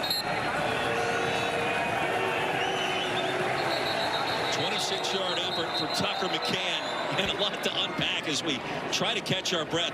Hey, the UFL spring football phenomenal, and it's because of plays and sequences like what we just witnessed. Yeah, pretty unbelievable. We had the wacky penalty, and this is just running out of time. Let's throw it up to Hakeem Butler with a second or so left. Boxes out 3 guys, a 4th defender there in the area. And this is the key. There was 1 second on the clock, not enough time to clock it and run a play. Look at the catch one more time. It's unbelievable from the 6'5", 240-pound receiver. So like I mentioned, 1 second on the clock. And Derek Roberson ends up being offsides here. This is going to be a non-play. I don't even think they had time to get it off. And instead, they get an untimed down. They're able to run their field goal, walk their field goal team out there now for a chip shot to try to get 3 points and cut the lead here before half. The only thing I'm surprised about here is that they're not going for the touchdown. And they're going to settle for 3. Battlehawks with some momentum on their side. Tucker McCann, 8 of 9 this year, make it 9 of 10. And a brand new game at the end of this second quarter, 17-12. Unbelievable. Tom Luginbill, Jordan Ta'amu down on the field. Tom. Thank you there. Listen, Jordan, the first time you played these guys, you didn't really know what they were going to be, and you hadn't seen a new defensive coordinator. How would you assess what you've seen so far today in terms of what you prepared for? Yeah, exactly what they're giving me. Exactly what we studied. A lot more blitzes. I'm assuming they're going to, come out with that more in the second half. But I'm just going to take what they give me, make my running backs, receivers go out there and make a play. Good stuff. Thank you, man. Over to you, Sam. So I'm here with Harrison Frost. You're like, hey, man, don't even ask me about the last drive, man. I was getting pummeled. But, man, Ja'Cour Pearson with the PI and obviously Hakeem Butler. What did you see on that last series? Yeah, I didn't see much. Like I said, I was kind of throwing them off my back foot and then just trying to give those guys a chance, and hopefully, something good happens. So that's good. What does it feel like, not only getting a start, but having momentum going into half? Yeah, it's great. Got to finish it off and play 4 quarters. And last week you talked about, man, Hakeem Butler's up there somewhere. You got him on a screen, got him on a deep ball. What's next in the second half? I don't know. Hakeem makes crazy catches. That was incredible. Screen, touchdown. That's as easy as it gets. But, yeah, Hakeem's incredible. Hopefully we can get him the ball more in the second half. Thanks, Harrison. Thanks, man. Sam, when in doubt, throw it to number 88. Good old Hakeem Butler. 2 grabs, 109 yards, and a touchdown. Halftime here in D.C. When we come back, Super Bowl. Back here in our nation's capital, look at the Washington Monument on a picture-perfect sunsplash Saturday afternoon in the district. And an exciting first 2 quarters in the books as we take a look at our game flow, brought to you by Progressive, and the touchdown scoring party got started early with Jordan Ta'amu. Yeah, he's been surgical all day, playing at a high level. And for St. Louis, it's been all Hakeem Butler. The offense has been absent, minus a couple big plays from number 88. And then again, Jordan Ta'amu just doing what a veteran does, working through reads, finding Ty Scott over the middle of the field to take the lead. First touchdown for Ty Scott this year. The Beer Snake off and running, growing by the second. And we check in right away with Tom Luginbill. Well, listen, to piggyback what Jordan just said in relationship to D.C. and defensively, they've basically given up 2 plays to Hakeem Butler. But what they haven't done is they haven't tackled very well. They've got to keep the ball in front of them. In fact, that 75-yard touchdown run with Hakeem Butler, missed tackles by D.C. So keep the ball in front of you. And then offensively, somehow get in a run game situation where you have fewer 3rd and longs. Jordan Ta'amu's been fantastic on 3rd and long, but you don't want to live in that world. That's the key to the second half for DC. Over to the other sideline for Sam in St. Louis. And St. Louis defensively, the mindset was simple from defensive coordinator Corey Chambliss. Do your job. They talked about missed tackles, missed sacks, mixed assignments. He said stop overthinking defensively. Offensively, the message was finding the soft spots in the zones. That's what A.J. Smith, offensive coordinator, emphasized. But what stood out to me the most is I was walking to the tunnel towards the locker room. Bryce Thompson on the defense and Harrison Frost on the offense. They were going to the tunnel. There was some trash talking taking place. And so this rivalry, you may not see the big hits just yet, but there's trash talking on the sideline, in the locker room, in the tunnel, and expect fireworks in the second half. Sam, great point by you. You feel like the extracurriculars are coming as we take a look at our progressive first half stats. Jordan, what stands out? Well, the 3rd downs for DC. Jordan Ta'amu has been near perfect. They've converted both times they've been in the red zone. And really, this is a team that has been running the football the last couple weeks. And today, it's the passing attack that wasn't there week 1 against the St. Louis team. That's interesting. Week 3, last weekend, we saw scoring was up in the UFL. Jordan Rogers, Roy Philpott. That's been the trend so far. This week, 16-10 in the first game between these two, 17-12 at halftime. So it's been a different story the second go-around with more big plays, and we've already seen that from Akeem Butler. But we've mentioned the rivalry. Anything can happen in a rivalry. Emotions run high, and then St. Louis has always been a second-half team. Remember, DC jumped out 10-0 against them week 1, and then St. Louis ended up winning that 16-10 last week with Harrison Frost. 3 touchdowns, 21-point fourth-quarter comebacks. This is a team that usually is better in the second half, and they're going to need that today. And our sports betting analyst, Tyler Fulgham, joins us now. Tyler, second half coming up right now in DC. What do you like? Yeah, I like what we saw in the first half. We got the cover with DC minus 2.5 in the first half. I took them covering the 5.5 in the game as well, so they need to maintain this lead, actually grow it by at least a point, and we're on track for our pregame bet for the over. That extra 3 points there at the end on the untimed down, those could be the difference between cashing a winning ticket on the over and us not getting to the 46 points we need. Thanks to Akeem Butler. I'm not sure what Harrison Frost saw there at the end of the half. Sam Acho talked to him. I'm not sure that he saw anything, but it ended up being the right call to throw it up to number 88. Defenders will get the football to start our 3rd quarter. An exciting first half in the books. Racing back across the 25. Defenders will take over right there with Jordan Ta'amu.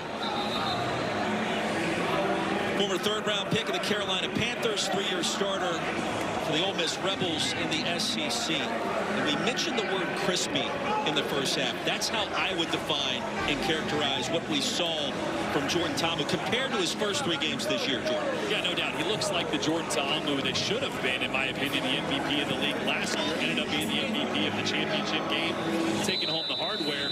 But this is who he is. He's a veteran that's played a ton of football, and what he's done so well this first half in this game so far, taking the easy throws when they're there. When St. Louis plays off, take the easy stuff. The shots, the deep plays will come as you see St. Louis here playing at the line of scrimmage to start this second half. Watch the physicality. A little movement up front.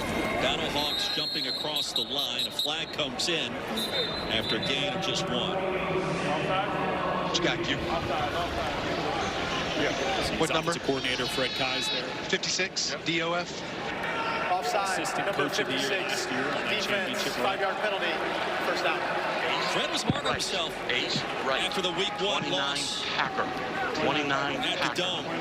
Well, you know what he mentioned? He said, I stuck with the run game too long, right? It wasn't working. I stuck with it. We're going to see a run here. Packer is their power sweep play.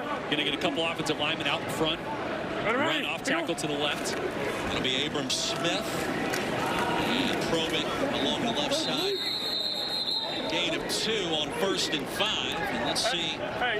Coach Chamblin wants to counter the defensive play call. Jab, spray at 28. Battlehawks. Stay at 11.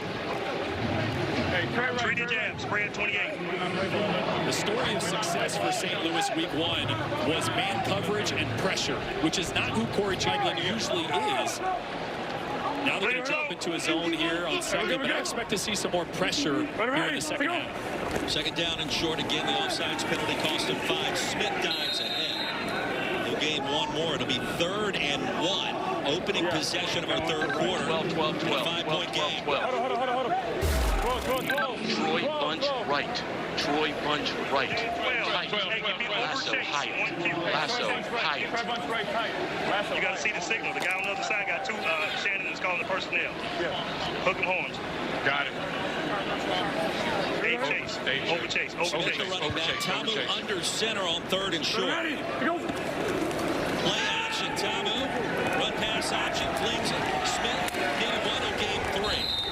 Drive begins right there for DC. Great job by Tamu. You're going to see him looking downfield initially for his tight end, but what that does is that slows the flat defenders down a little bit and lets Abrams sneak right out to the flat. Unguarded there for an easy conversion on 3rd. So he continues to take what the defense is giving him. On the money down, Deion Jackson back on the field. Lead rusher of the UFL. Little motion now. Tamu across the middle. Zips and another completion. Ezukama still on his feet. And a gain of 27. Right, threading the needle here on another in-breaking route to the left, right in that second window. Underneath defender Daniel Eisen was in trail coverage, but did a really good job putting this one out in front. We've seen him thread the needle a couple times over the middle of the field. That is something that takes a lot of courage, that time on the money. From your perspective, I assume arm strength has never been an issue for Jordan Tamu. He doesn't have like a rocket arm, but he's got really good arm strength. That's never been an issue for him. First grab for Ezukama out of Texas Tech on 1st and 10. Powell bobbled it for a moment and swatted away at the last second by Eisen. I mean, you look at his numbers compared to week 1 and a 6-point loss at the Dome to today. Night and day difference at the quarterback position and just the overall offensive approach. Yeah, 10 points. They've scored 44 in each of the last 2 games. This offense has found their rhythm. But what I love is how Jordan's playing. But you notice on that last play, St. Louis brought an all-out blitz. They're going to start to try to affect Tamu the same way they did week 1 with so much success. 4 wide receivers set to swing it out to Jackson. Sandwiches. Gets shoved backwards between a couple of defenders. Short pickup. Corey Chamblin, the defense coordinator for St. Louis, told us Jordan Ta'amu's like the Tom Brady of this league. Let's go right here. Hey, let's go. Fresno Sticks, Florida. Fresno Sticks, Florida. Did you see him making a play call there? Fresno 6 is a zone coverage, so they're not going to bring pressure here. But he said the reason he's like Tom Brady is he's seen so much football, so it's really tough to fool him, and he plays with a calm. So you got to disrupt that calm. They were able to do that week 1 with a lot of blitz. They tried a couple times so far. That's going to be a key to them winning this game in the second half. And he was the MVP of the UFL Championship game last year. Like a Tom Brady. Wide open. Tippy-toe Braylon Sanders inbounds. And a chain mover. Gain of 13. And just soft zone coverage. Playing cover 4 to that side, so that corner is off with deep responsibility. Braylon Sanders, former teammate of Tamu at Ole Miss. Easy hookup and great toe tap. Only need 1 in the UFL this year, but got 2. It's another completion on 3rd down, guys, and he has been lights out on the money down so far today. Here we go. And it's happening on 3rd and long. Tamu was sacked 7 times in week 1 against St. Louis on the road. Different story today. And there you go, pressure. All right, that time Chamblin brought Levante Bentley, the linebacker, straight through the A-gap, forced Tamu out of that calm, right? Forced him out of that presence, out of the pocket where he is so effective. That was a really smart play, though, Jordan. I mean, he saw that so quickly that he abandoned the read and went ahead and just got out of trouble and didn't make a bad play worse. Approaching 10 minutes of play in our 3rd quarter, opening possession of the second half. 5-point lead for DC, trying to protect the home turf. Smith back in at running back. All-out blitz. Here they come. They fling it back the other way, and Riley Moore stopped short of the 15, just a gain of 2, and St. Louis somehow snipped that one out. Yeah, they brought everybody. It's cover 0, full-out blitz. Normally the perfect play call, a little tight end, delay to the backside, but who was that? A.J. Thomas staying home on the backside, did a great job. And Moore remains down on the turf here, Jordan. They'll tend to that lower body, it looks like.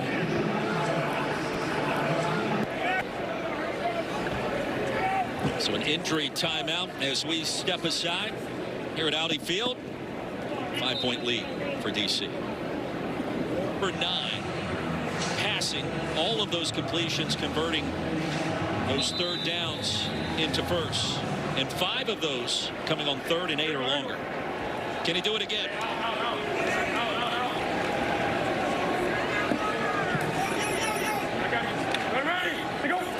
Smith in the backfield.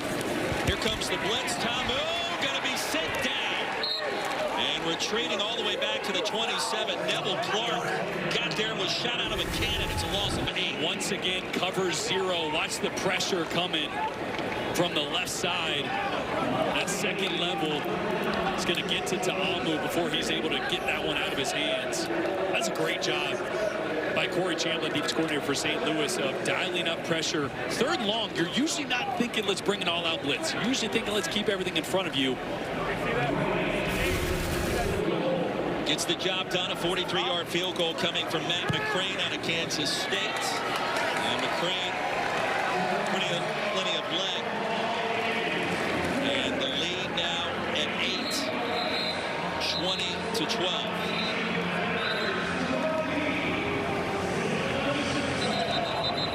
8:46 to go in a fast-moving 3rd quarter, and advantage defenders trying to protect that home turf. Jordan Rogers, Roy Philpott, Sam Acho, Tom Luganville. This has been a fun start, and advantage DC and Jordan Tamu. Yeah, no doubt. If it weren't for the end of that first half where St. Louis got a little momentum, they haven't been able to do much of anything. They got to find a way, Ricky Prohl and A.J. Smith do, of getting their young quarterback Harrison Frost in rhythm.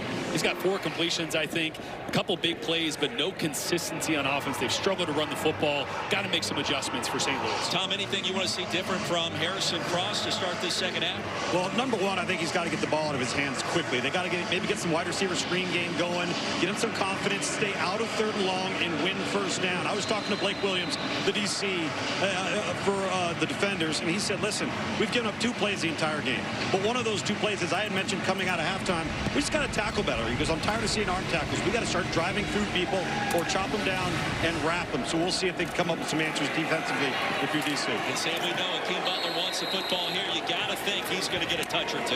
Yeah, he has to, but whether it's him or Ja'Cour Pearson, one of the inside receivers, even Blake Jackson had a lot of conversations on the inside. It has to spread. The ball has to be spread around.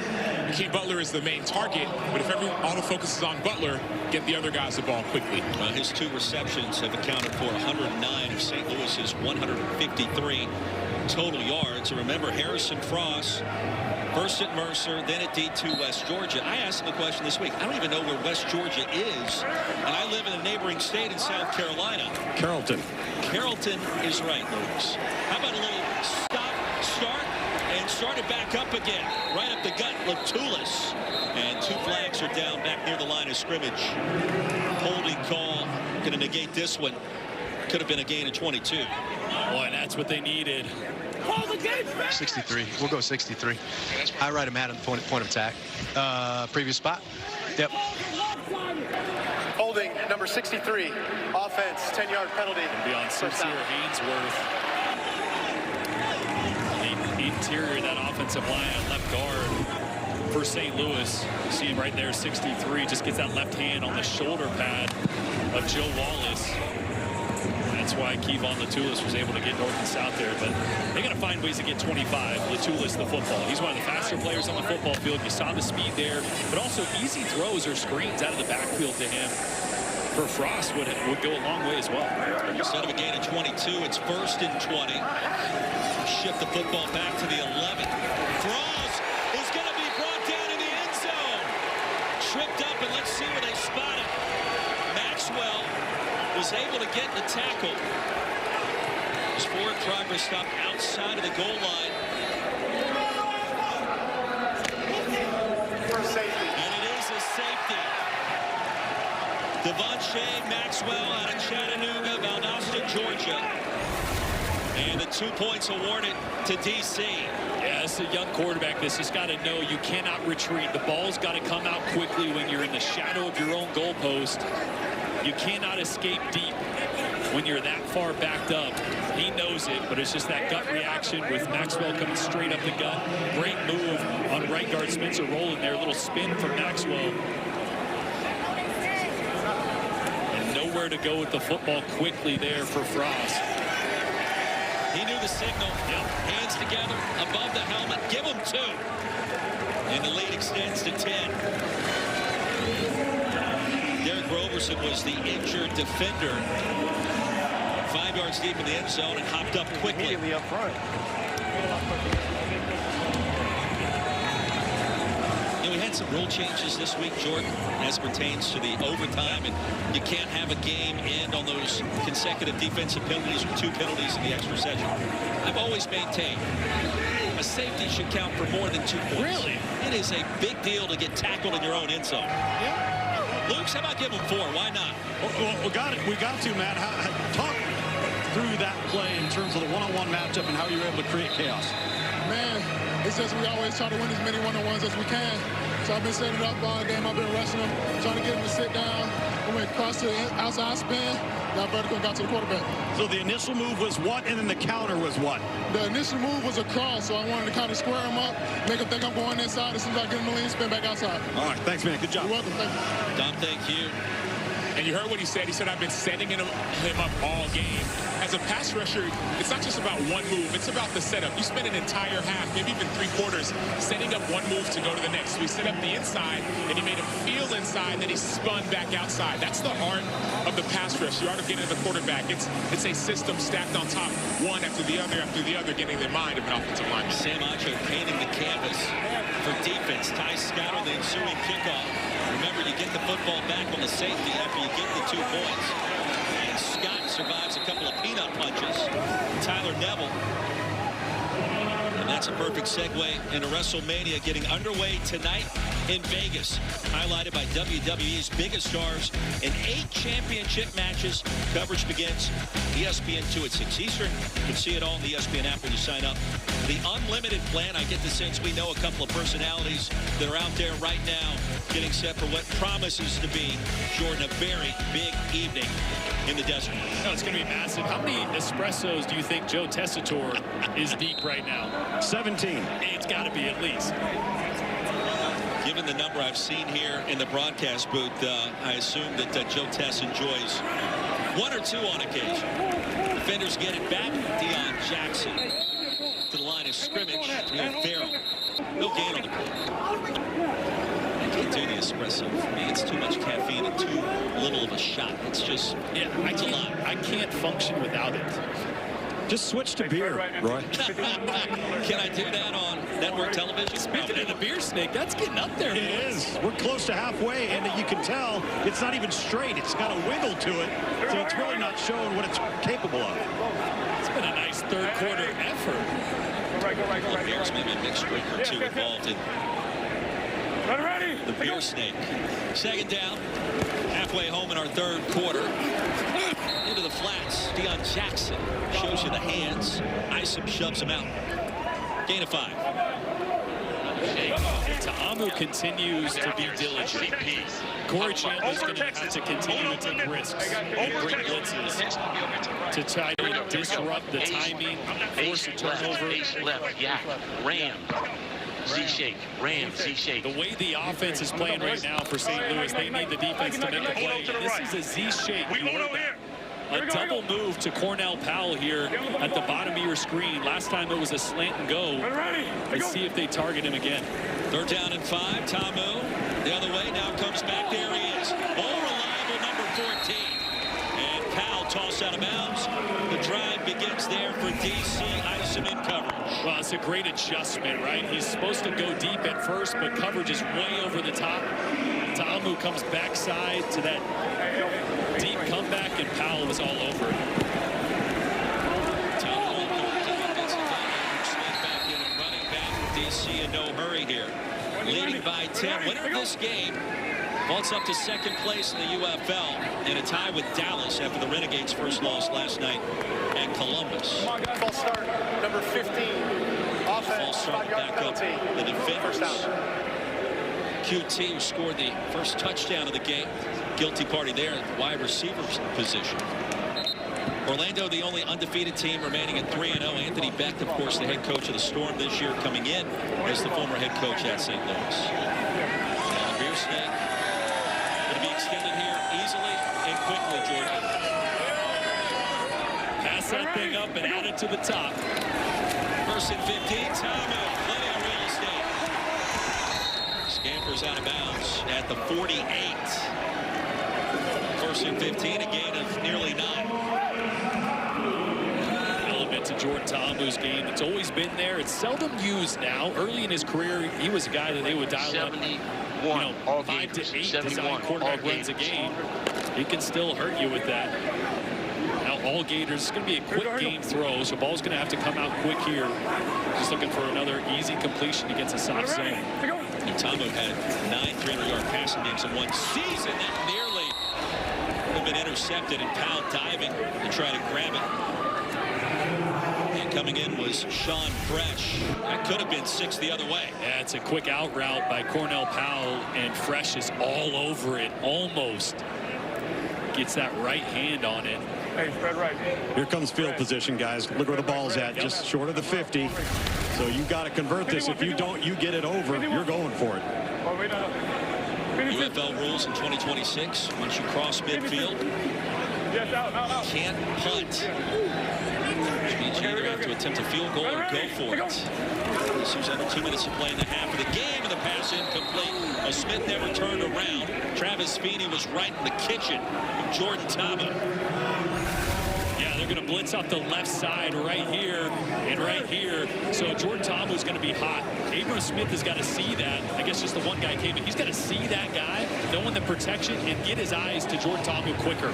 He's got to know if that guy off the edge comes, because we're sliding to the right and I'm on the left, I got to be ready for a very quick throw for my quarterback and just not on the same page there. Fresh back deep to receive this punt from Paxton Brooks. Under 5 to go in our third quarter. DC extending its lead after that last safety. St. Louis still in it. The fair catch made at the 15 after a punt of 37. 22-12 our score. The UFL will continue after these messages and a word from our ABC stations. This year's NFL Draft is in Pittsburgh. The 3-day event begins next Thursday, 8 Eastern. Every pick is on ESPN, along with the usual expert analysis. ABC's coverage will focus on the prospect's journey to the draft, and coverage is also available on the NFL Network. Michael Pratt, former 7th-round draft pick by Green Bay just 2 years ago, and the backup quarterback here in the UFL right now. Sam Acho with Michael Pratt downstairs. I'm here with Michael Pratt. And Michael, we want to hear the play call, but also we want to hear what you think is going to happen on the play. And so, do you have a microphone in? Headphones in? Oh, this one. Okay. Over the left edge, Kylan James back on the field. A good gain on first down. So apparently the first play was called out of timeout, but now we're going to listen to the play and then allow Michael to walk us through what you expect. San Fran punch. San Fran, well, I'm not going to tell you the play call, but power basically right over. Is there any option on this power play? If we get pressure, we can throw the screen, but that's kind of a pre-snap indicator. Jackson the win in motion, and James going to be bottled up. He's going to lose yardage on second down. And FYI, we're hearing the play as you're hearing the play too. Hey, R1's cramping, or theirs is? Theirs. So as you hear it, Michael, the fans at home hear it. So we're all hearing the same thing. So once we get it, I know there's some stoppage of time. But once we get it, man, walk us through it. And also what you think, man. Obviously, your journey, your story, getting back in the game. What has that been like so far? It's been awesome. You know, I originally wasn't going to come out here and then got out here right before our first game started. But just getting back into the mix of football and being around a group of guys like this has been really awesome. Just, you know, competitive nature and getting back into it. So I've had a lot of fun. You talked about your leadership even at Tulane, even going back to high school. What does it mean to be a leader on a team that's trying to find a way to win against a rival? Yeah, no, I think the leadership aspect is super important, especially in this league, because you get so little time. You know, there's not a whole offseason for it. But I think the biggest thing with leadership in general is just the relationships. And I think with our team specifically, I wasn't even here for camp, but just from what I've seen since I've been here for the past 4.5 weeks is like this team's gelled really well together. And I think you've seen that in the late quarter fights that we've been in, where we've been able to play 4 quarters of football and come back and do some really good things in the fourth quarter. So that's one thing I know about this team is we're not going to quit. Awesome. All right, so now we're going to get back to the plays. We're going to hear it. You're going to hear it as well. 880, 14 mesh. 880, 14 mesh. But I'd rather if it's so press 14 man. mesh, 880. Yeah, 880 is just a protection, but But it's to the field. basically fade stops on the outside, so those are really pre-snap. If we're getting off coverage, we can take it. If it's press, they'll convert, and then mesh on the inside is just, it's third and short. We're trying to get rubs, trying to get man coverage right here, and we're working mesh. Third down and 5. Bryce Thompson was the injured defender up under his own power. That's a good sign. We're going to seal it right here with Tyler, and then still work the one-on-one. Here comes the pressure right up the gut. Battlehawks get it blocked underneath. Pearson is drilled, and the pass is incomplete. Well, Pearson thought he could grab it. Echo Boito laid the lumber. That was a really good job by Frost of adjusting the protection, bringing his tight end. But just nothing there. You see him getting late to Ja'Cour Pearson. That ball would love to be completed over the middle around the hash marks. Just really good coverage across the board from DC. And now 5 straight third down stops for the defenders defensively. Kiki QT back deep to receive for DC. Ryan Sanborn, St. Louis punter. Battlehawks down 10. Closing moments of our third quarter. QT, a little momentum. Still on his feet. Wiggles away. And out of bounds near the 45. Nifty return after a punt of 58. A return of 23 and the missed tackle by Tyler Neville. We talked about the standings. The winner of this one, Jordan, moves into that second place tie with Dallas, who lost last night at Columbus. Yeah, and remember, it's a long season, but the top 4 teams, there's no conferences, top 4 will go to the playoffs. And if you look at the teams like Birmingham and Louisville that are 1-2 and 1-3, those are good football teams that are better than their record. So this is a massive game to stay ahead of that middle pack, knowing you got to be in the top 4 when it's all said and done. Shannon Harris's team now with their best starting field position at their own 45. It's a 10-point advantage, trying to exact revenge off of what happened in week 1 of the Dome. The Battlehawks won that one 16-10. Ready, to go. And a different Jordan Tamu so far through the air. Pressure, A-gap, dumps it off Jackson. The safety valve was there at the right time. And Leonard Payne applying the pressure to Jordan Tamu. Watch how quickly he responds to this pressure right up the gut.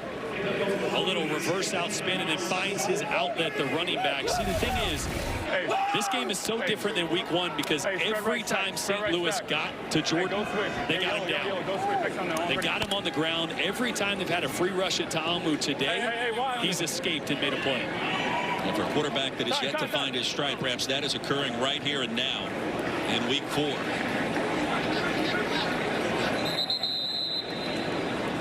Timeout, DC.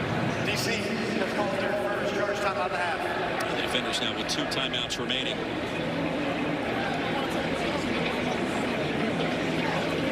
Now week 5 in the UFL. Going to kick off Friday on Fox.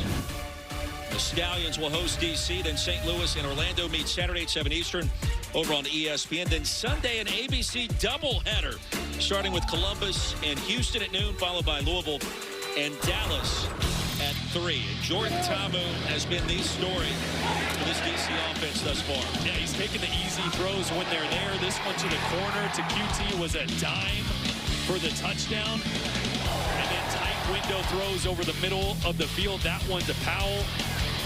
And when free rushers have come through the offensive line, Ta'amu has used his legs as a weapon. I don't think he's got, has he gotten sacked today? It's been brought down maybe one time that I can remember. That's it, a totally different story. There's 4 or 5 that very easily could have been sacks or big negative plays that he's got him out of with his legs. He's been crafty. 2nd down and 7 after the timeout. Cornell Powell lines up in the slot. That's been his favorite target. And Tamu looking the other way. He's going to run for it. He'll slide down near midfield. A little bit of contact afterwards. No flag yet. Travis Feeney trying to rope him down from behind after he'd already contacted the turf, giving himself up.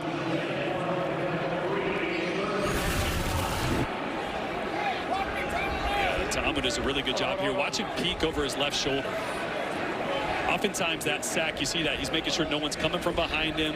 Ball security, he doesn't want someone to strip the football out of his arms from behind him that he doesn't see, and if he does a good job of getting down with the slide. What is it like as a quarterback, hearing footsteps behind you, like that are 300-pound footsteps? Yeah, it's loud, thump, thump, thump, but your adrenaline's rolling. And this is interesting, right? The ball is not spotted at or behind the 50. So if they don't gain any yards here, they could punt it. Otherwise, if they cross the 50, they'd have to go for it on 4th. And late in the game, that field position becomes really important. And Tom, maybe Tamu slid down just shy of midfield intentionally there. Well, he may have. And again, you know, the placement of the ball here is a big deal, because let's just say you don't get this, you cross the 50, now you're forced to go. If you don't get it, you're given St. Louis great field position, but sometimes not getting it and not getting over the 50 is a blessing in disguise, because you regain field position with the punt. Red double chip. No. Oh, need y'all out. Hey, I gotta be yak. Now the UFL rules, once you cross midfield, red double chip, cannot punt the football. There's also the opportunity perhaps for a 60-yard field goal try with Matt McCrane if you're able to get a couple of more yards without picking up the first, or you could obviously go for it on 4th and short as well. So a lot in play on 3rd down. They're going to throw it here. They're going to try and run a double move on the outside. I think CP, Cornell Powell, number 14. They love CP. Got a Clemson. Physical target. Pump fake. There he is. And there come the flags. Powell was decked. Entering the red zone, Miles Sims was there in coverage, and an easy call for this veteran officiating crew. And one of the rare times that was a really smart move by Miles Sims to grab Cornell Powell in that one. He was beat. That would have been a Pass touchdown. interference number 6. Defense, spot foul, automatic first down. It's just a stutter. A stutter comeback. He's going to push up about 12 yards, 12 to 14, stutter his feet. He would have ran right by Sims if Sims hadn't grabbed him and contacted him, and that would have been a surefire touchdown. So actually a heads-up play to draw the penalty there and not give up a touchdown. It's ACC on ACC crime. Georgia Tech over Clemson there. It's a 29-yard gain with the pass interference. The 3rd first down by penalty for DC today. Clean pocket across the middle. Mason Fairchild, 5th catch of the season. Jordan Mosley stopped the forward progress after a gain of 5. Isn't this interesting, just the type of game that DC is playing right now? Just 68 rushing yards. Remember, they came in averaging well over 150. They have been a running team, but the quick passing game has been so effective against the zone coverage. They haven't needed it. They've put this game in Jordan Tamu's hands, and he's playing as clean. 33 pass to 20 runs for a team that normally totes the rock quite a bit. Could be the final play of the 3rd quarter. It'll be 3rd down and short to start the 4th. Well, DC, the home team, a 10-point lead and on the move in the red zone with now 15 minutes to go. Goodwin in our nation's capital, week 4 of the UFL underway as we step aside. And the defenders with a 10 related 15 minutes to go here in the district. A 10-point advantage for DC. Audi Field, the place to be, week 4 of this UFL season. And the DC defense figuring things out today, and the offense doing just enough with Jordan Tamu emerging, Tom Luganville. He sure is. You got 3rd and short here, right? And you're on the left hash. Initially, they were going to jump under center here and sprint right with a running back in the flat and the tight end on the corner route. Let's see if they adjust that. It may still be the call just out of the base shotgun in the bunch set. Oh, here he goes under center. Smith lines up behind him to start the 4th. Little play action, penalty marker comes in right as the ball was snapped. Floated end zone. And the pass incomplete, no flags there. And spotting Ben Bresnahan. And this one likely going against the Battlehawks. Lined up. Yeah. Number 7. We're going 5 yards, first down. Offside, number 7. Defense, 5-yard penalty. Results in a first down. Damo Ipenu, the guilty party. That's the 4th time today DC's gotten a first on an infraction. Yeah, you can see him right there. He's just trying to get something going. Remember, the sack leader from last year, defensive player of the year, has not had a sack since week 1 against DC. He's trying to get closer, trying to get a jump on the ball. or on the snap to try to affect this game. They need him or Travis Feeney to make the play on Jordan Ta'amu, force him into a bad decision. It's getting late here as the fourth quarter starts. Try to create some chaos. So the first down, Deion Jackson, lead blocker ahead of him, and trucks his way to the 6. Neil Farrell stopped him after a gain of 3. Jackson out of 2, the 27-year-old Atlanta native, leads the UFL in rushing. Steady dose of him, you have to think, to start this fourth quarter. And Jordan, you hit the nail on the head. Battlehawks need some kind of defensive turnover, scoop and score. Try to steer momentum back in their favor. Where could it come from?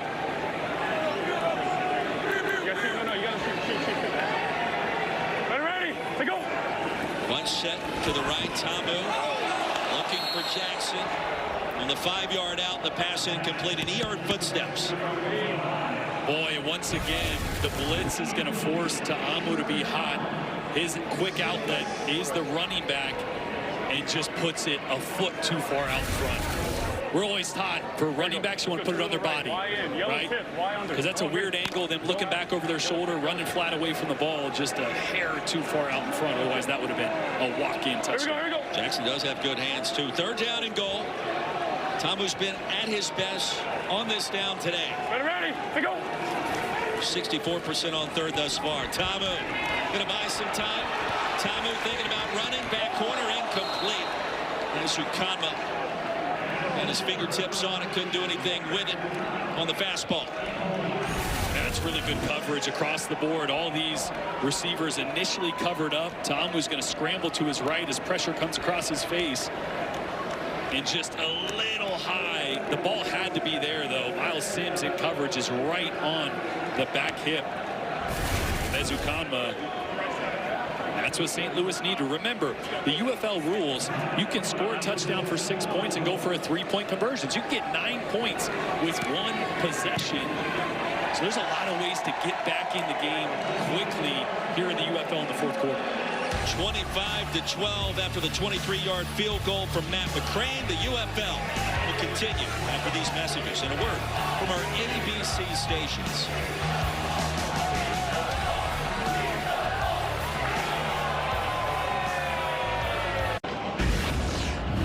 Back in D.C., it's been a frustrating day for St. Louis, and Harrison Frost, you see here, had a wide receiver open to the left, doesn't pull the trigger on it, scrambles on a big 3rd down. What do you think I should have done there? No, Blake? you read left side. I didn't get a good look, but you got... I tried to back shoulder him. I could have hit you, Blake. My bad, man. My bad, Luja. And Blake Jackson there was that route on the left side of that big 3rd down that was open, that he's got to be able to find and get that football out of his hand. Remember, Harrison Frost is making his first career start here in the UFL, a system that he's very familiar with, did it in the CFL, so that's not new. But this is a passing attack that has not been consistent with or without Frost in the lineup. Some miscommunication, route depth issues with receivers and quarterbacks.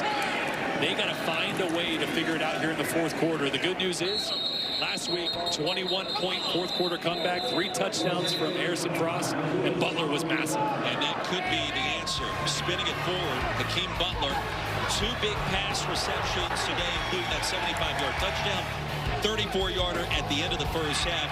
Get it to Hakeem and good things are going to happen.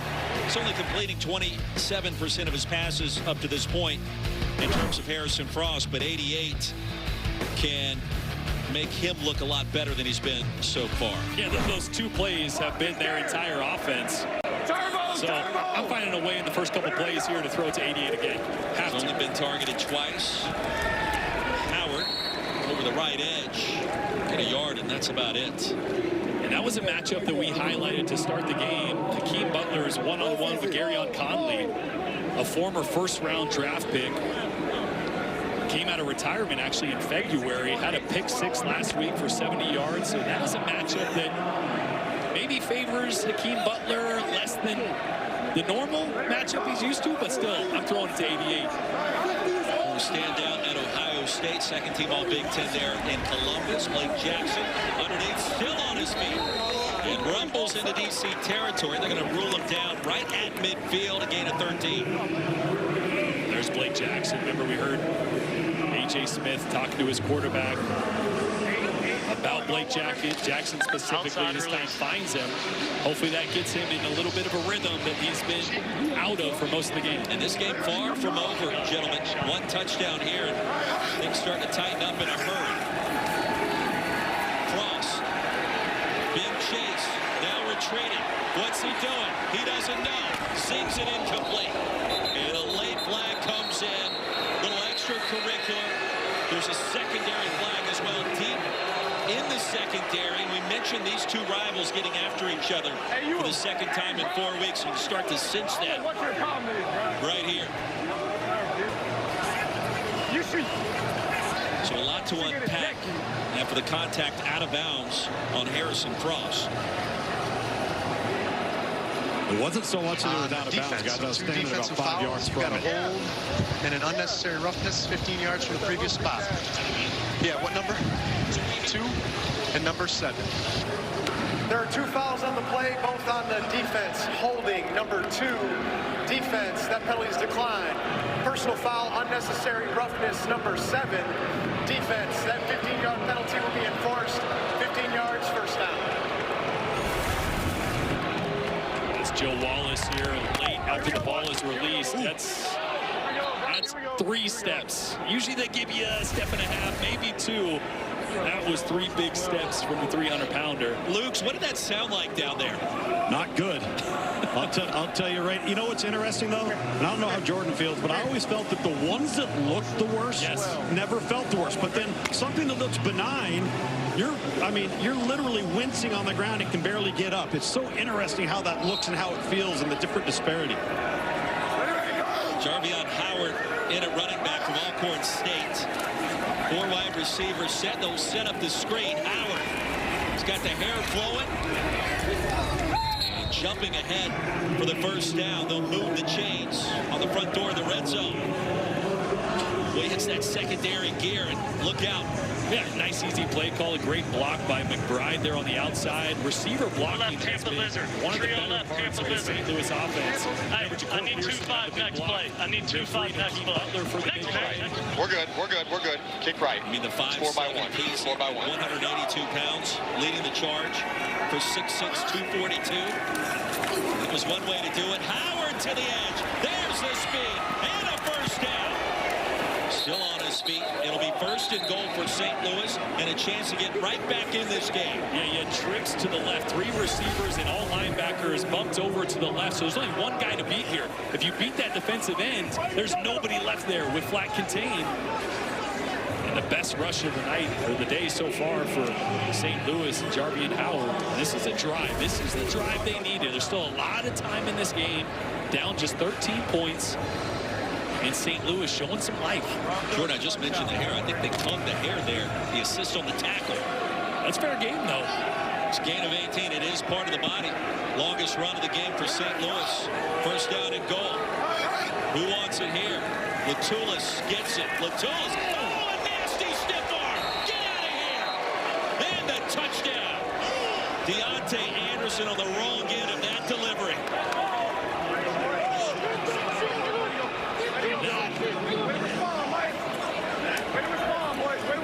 I don't even know how to respond to that. That was...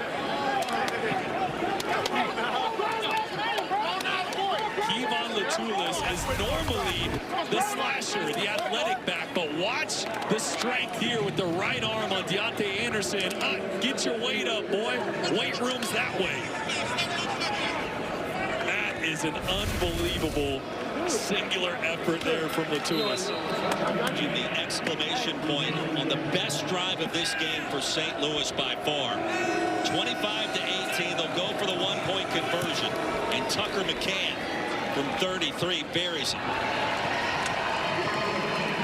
And it's things like this that give you life, that give you energy that St. Louis is so desperately needed. Oh my, that is disrespectful. Deontay Anderson's mom is feeling real bad, right? She doesn't want to watch her son. I mean, it got personal in a hurry. Yeah, he was feeling it afterwards. Sam, what is he saying down there? I'm here with Kevon Latulis. We're watching the replay. When you see a stiff arm like that, what goes through your mind? Baby food, you know what I mean? Baby food, you know. We came out here to ball, and that's what we're going to do, you know. Shout out God first. Shout out my O-line. They've been doing an incredible job all day. Shout out the coaches for the great play calls, and shout out to my other teammates for doing their job, you know. I got to go. Let go. He's got to go on kickoff team. I'm not even sure what baby food means. Sam, what is that? So I was on the sideline, right there. Everybody's doing a little like, hey, man, that's like my son, like my little kid, like baby food, man. I'm dealing with little children, right? Like little stiff arm for a little child. So that's what baby food means on the sideline, man. Something like light work. You mentioned it, straight disrespect. Disrespectful. In the meantime, the Battlehawks are back in it on the road. 10 minutes to play. We got a ton of time left in this. That wasn't even a misdemeanor of a stiff arm. That was a felony of a stiff arm. Off the bounce, Ty Scott. Gonna bring it back to the 35. Late flag comes in, and these rivals, you go back to last year in the conference championship, basically the semifinals before the title affair, and Jordan Ta'amu in the dome, the long completion. Here comes DC getting it done, and boy, they did get it done in a major way, 36-18. And it's gotten chippy over the years between these two. We've seen that at times today, including that last drive. And remember, up until that playoff game, it had been a lopsided rivalry in favor of the Battlehawks. They were 4-1 up to that point in regular season, and DC obviously got the better of them, went on to win the championship. And like we've said, week 1, St. Louis beat a pitcher's duel, beat DC in a pitcher's duel, 16-10, low-scoring game. We got some fireworks here, though, in the rematch with a lot on the line as the top teams start to separate themselves here in the UFL. What does Corey Chan, the defensive play caller for the Battlehawks, want to dial up? He's got 6 in the box. DC, just a 6-point lead. Ta'amu, Bresnahan, and gets across the 40. So the winner of this game, sole possession, checked that in a tie for second place with Dallas.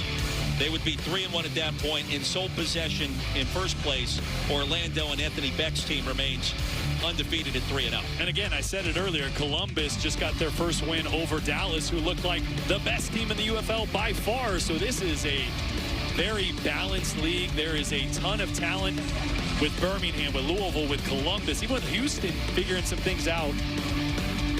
You have to start to separate yourself early because injuries and the grind of the spring league start to take its toll late. So this is a massive game with implications because remember, the top 4 go to the playoffs when it's all said and done. It's so interesting too because it feels like DC should be ahead by multiple scores, and right now it's just a 6-point affair. And credit St. Louis, they've been a second-half team this year. They've hung in there and they found a way to score on that last drive. And that's a credit to Ricky Prohl and in his first time as a head coach, what he's built here, the culture he's built, because they're never out of it. Even when it looks like they are. 21-point fourth quarter comeback last week, coming back, starting to figure things out here in the fourth quarter today. So this is a team that if you give them a chance, they're going to stick around, and they are really talented to back it up. 9:32 to go. Ricky Prohl very emotional in that first win in his head coaching career there at the Dome back in week 1. What would he be like today if they complete a comeback here? Sean Fresh was the injured Battlehawk, and he now is on the sidelines for St. Louis. And after all that, second down and 4. First catch of the day for Bresnahan moments ago. Ta'amu's going to keep it. That was crafty. Where was the football? Ta'amu still on his feet. Dragged down shy of the plus 40 and a gain of 19. That's a little zone read. That end man, the line of scrimmage, crashes down with his eyes on the running back. Ta'amu sees the opening. He uses that athleticism and then slips a little tackle there. Such a good play call, too. I mean, the way that St. Louis has chosen to defend DC, they want to stop anything between the tackles. They have not defended anything on the perimeter to either side of the football. And then you add an extra runner and an extra blocker with quarterback run. Really nice by Fred Keisey, offensive coordinator. Fred Keisey, bounce back mode after that week 1 setback. Azukama stays in bounds, gains a couple of extra yards, and shoved out just shy of first down yardage, it appears. A good gain on first, and DC on the move again. The 6-point advantage. This is where the veteran Jordan Ta'amu has to play like a veteran. You look at the scoreboard, it's a one-score game. He's thrown 4 interceptions this year already because he's forced the football. You don't need to force the football. The way you're running it right now, keep making smart decisions. And don't let St. Louis back in this game. And 4 picks all of last season, to your point. Is Conma going to pick up the first down? The play calling creative here by Fred Keiss, and now approaching 8 minutes to go. Hey, train Halo, Tallahassee Field. Can we get Braylon there? Train Halo, Tallahassee Field. Ray, can we get Braylon on the other side? Ray, go to the other side. I got you. There we go. That's all right. Toledo right. Y-in. Lion, X shape. Toledo right. Y-in. Lion, X shape. He's trying to get Braylon Sanders on the double move side. It's going to be Ty Scott with a double move at the top of your screen. If Ta'amu likes the matchup, I don't think he will. Oh, they blitzed. Here comes the pressure. There goes the throw. End zone and incomplete. Little hand fighting with Ty Scott and Taylor Hawkins down there. As you're going to see the corner come off this side, which means you got a one-on-one matchup as that safety tries to get over the top of Scott. So the double move turns into just a go route because of the adjustment. And just no room to throw the football. Did have Cornell Powell over the middle of the field. That's tough for a quarterback. You see the blitz. It takes your eyes to the left. You have a double move already over there. Don't blame him for not seeing a second read over the middle of the field on that one. Smith, the running back, he'll get the handoff. To a sea of humanity, stopped at the 21. Third down from there. Jordan on that last play, Shannon Harris, head coach of DC, not happy with Ty Scott because I think Ty Scott got caught not understanding, am I hot here? Do I shut it down? Or do I work downfield? So he wasn't running full speed, didn't give the quarterback an option. You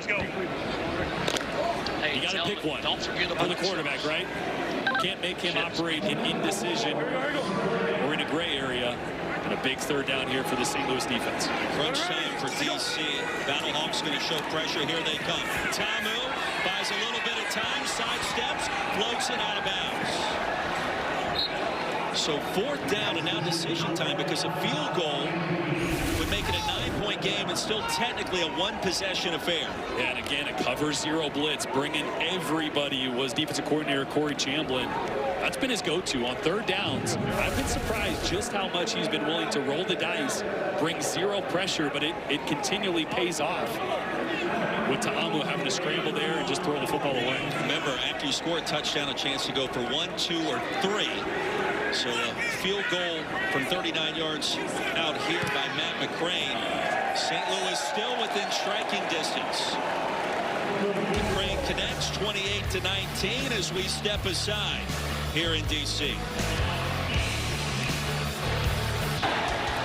Surprise starting to warm up, and it took some time to get there. He's taken a pounding, but they were able to come up with a touchdown drive their last time out. Yeah, all kids out there watching this, you want to play pro football, you got to be able to take a hit, but I love the way that A.J. Smith coordinated that last drive. The run game, the screen, quick throws from Frost. It was a great job of getting his quarterback back in rhythm, who finally completed back-to-back balls for the first time in this game. Starting to see some life from this Battlehawks offense. Still a 1-possession affair for Ricky Prohl's club, and A.J. Smith back to the drawing board. Harrison Frost completed 3 of his first 13 passing attempts today. He's down 3 for his last 4. Latulis on the run. Battlehawks still with a chance and wrestled down at the 26. Literally, it's crunch time for Harrison Frost. Have a listen. You got to be brave.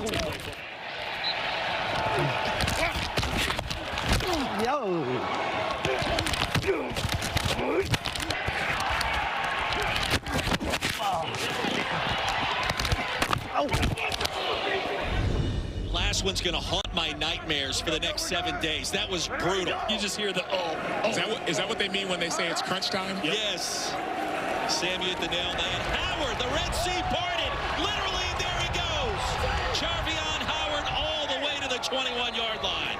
DeAndre Baker prevented the touchdown. St. Louis with a gain of 50. What a great block by Spencer Roll in the right guard, just sealing the 3-tech. Maxwell, and that is life. That That is what energy does. That's what that last drive brings some hope and some belief back into this offense. Jarvian Howard with a massive run. 7 touches, 85 yards. Former Alcorn State standout. Here come the flags. 12 players in formation, defense, 5-yard penalty, still first down. So here's what we were talking about. They're going to get a bonus 5. You got a chance with 1 touchdown to score 9 points, and that comes with the 3-point conversion, which has to be executed from the 8-yard line. If you get that after the touchdown, you get 9, and we would have a tie game. And I think they would do that, right? Because a touchdown would get you to 25. You're down 3. You're down a field goal. I think I would try to tie the game up if you punch it in here. 1st and 5. Does Frost want to take a shot? Instead, he'll hand it off. Howard, jump cut, a side step. He'll shove the pile. They whistle it dead at the 15. I thought he still had the legs turning there.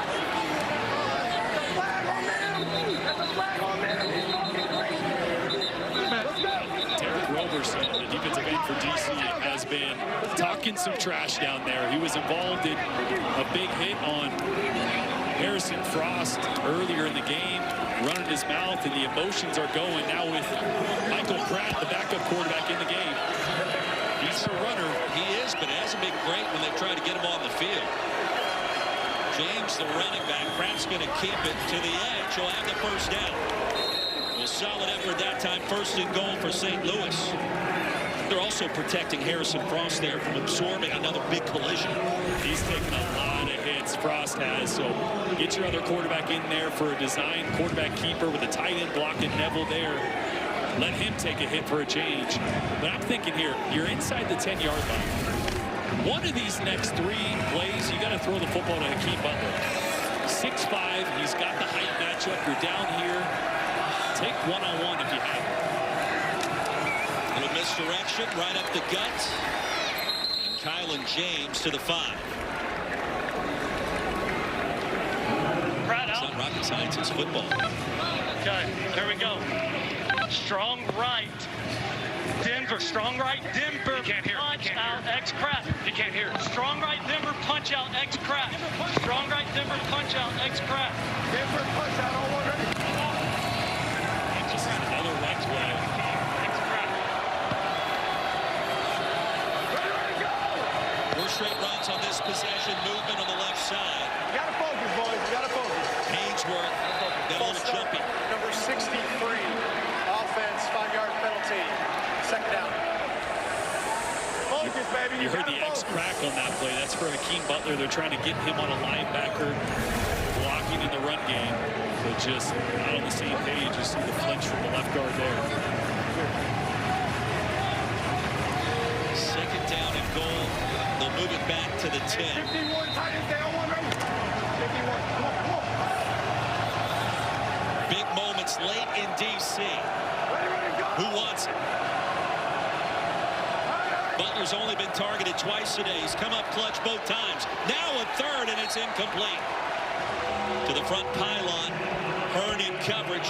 3rd and goal. It's the right throw for the coverage that Frost saw, but you got a 6'5" receiver. Instead of throwing that on a line, trying to hit the back shoulder, put a little more air on it. So at worst, it's a jump ball for your 6'5" receiver. Can't let that one get thrown out of bounds when you got the one-on-one matchup you're looking Bob for. Marley, go. Trips right up, Bob Marley, 860. 10 seconds. Spider left, spider left, spider left. Timeouts here. That could factor in on 4th down. Empty backfield, pump fake, Frost, lasso. The ball comes out. Was the arm moving forward? They will say it's incomplete. The pressure by Bryce Thompson. Banged up 2 series ago, back on the field and healthy, obviously here.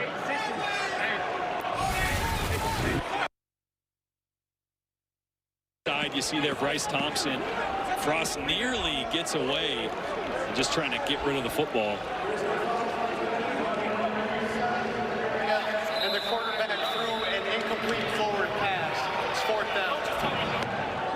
4th and goal from the 10. And now you got a decision, right? Do you kick the field goal to get points, right? Decision time. for the Battlehawks at the 2-minute warning. The lead is 9. The UFL will continue.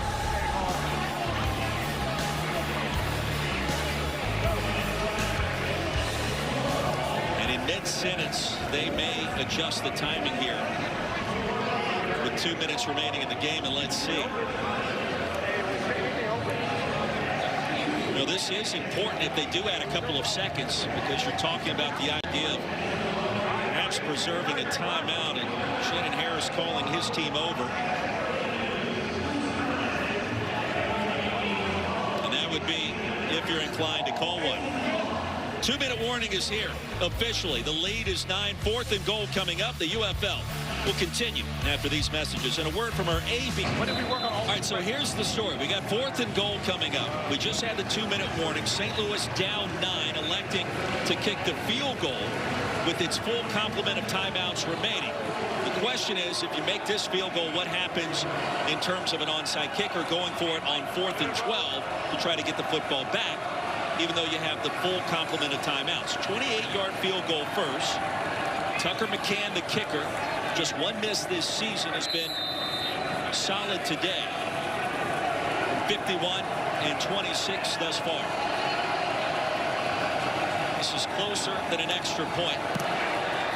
And from the middle of the field, McCann makes it a 6-point affair. And remember the UFL rules, once you score, you can elect to go for it on 4th and 12 from your own 28 to maintain possession and get the football back, as opposed to the conventional onside kick. Yeah, I think they're going to kick it away here and traditionally use those 3 timeouts. But I would argue maybe you give yourself an extra opportunity if you go for it on 4th and 12, right? If you pick it up, now you got 3 timeouts, you're down 6. If you don't pick it up, you still have to stop them, right? A first down for DC wins it, and it's over with your timeouts. If you hold them to a field goal, you're still only down 9, 1 score. And you still have a chance. So you're giving yourself maybe 2 opportunities.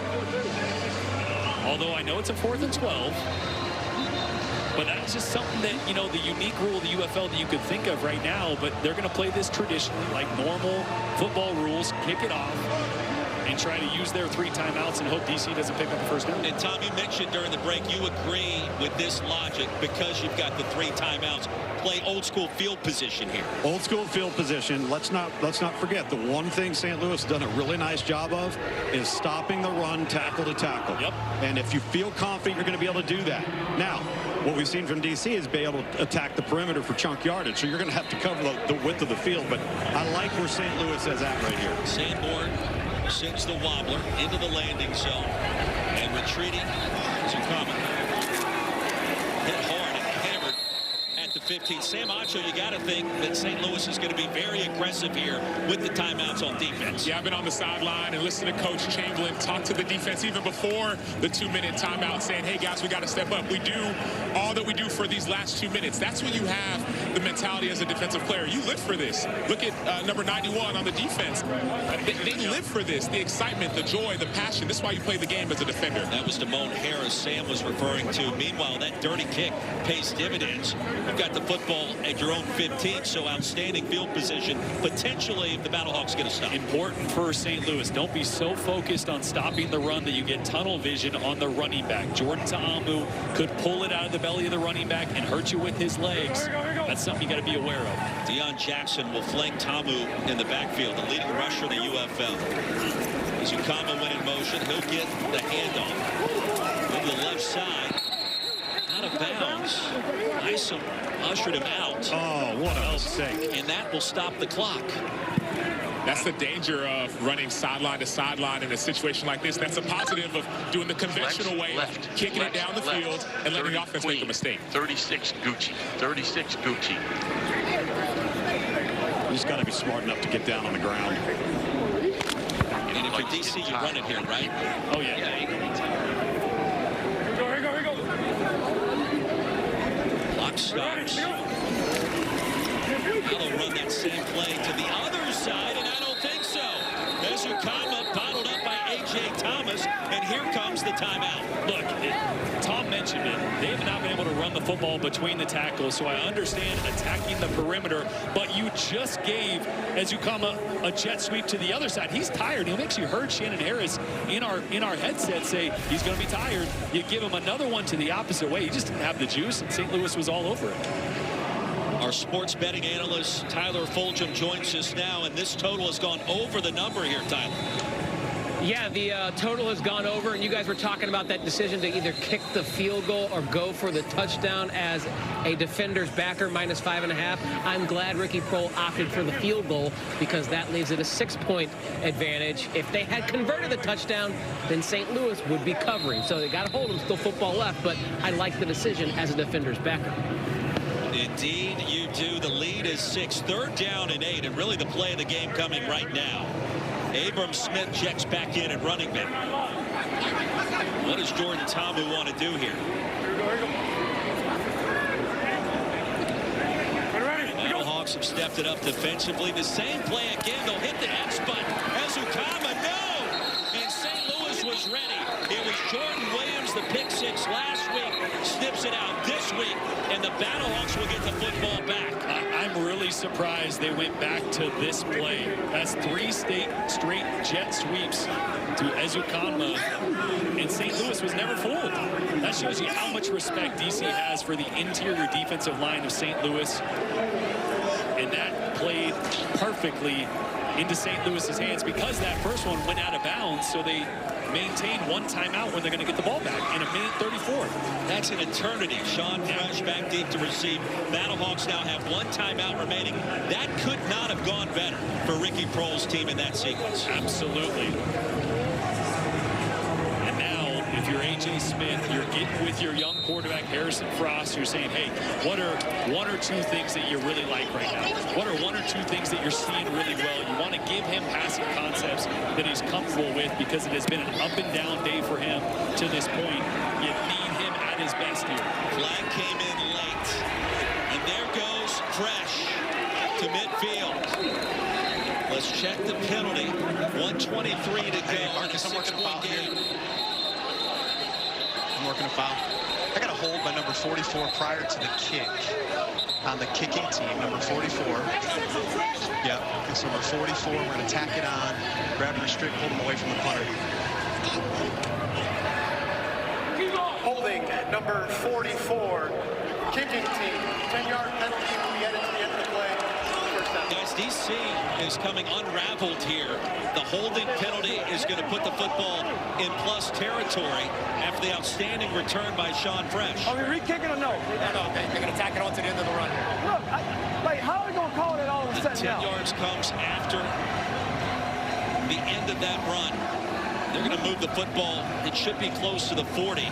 And now the best starting field position of this game for the Battlehawks. I will say, running the football is not completely off the table right now. You need to have some tempo. The run game was great for them the last couple drives. I do expect them to throw the football, but with a timeout, 1:23 on the 40-yard line, at a lot at your disposal. Frost wants to throw it. Frost steps aside, now straight ahead. Frost picks up the first down. Dives ahead inside the 30. Z out, 880, or 80, trips left, 80. H levels, Z out, H levels, Z out. What about now? Ready to go. Harrison Frost, his first start in 4 years. On the deep slant and incomplete to McBride. Remember last week, Stephen McBride had that big touchdown. He hadn't had a catch yet. He might be the guy. Does Harrison Frost have some fourth quarter magic in him again? Very similar to last week. A bad start. He started 4-15 in this game. He's been much better in the second half. 2nd and 10.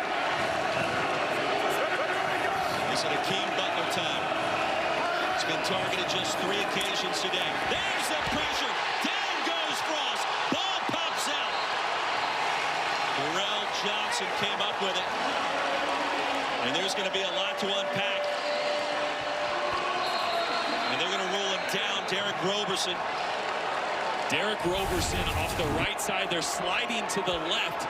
So you get nobody. A running back, Latula, is trying to come late to pick up Roberson. He's got no shot.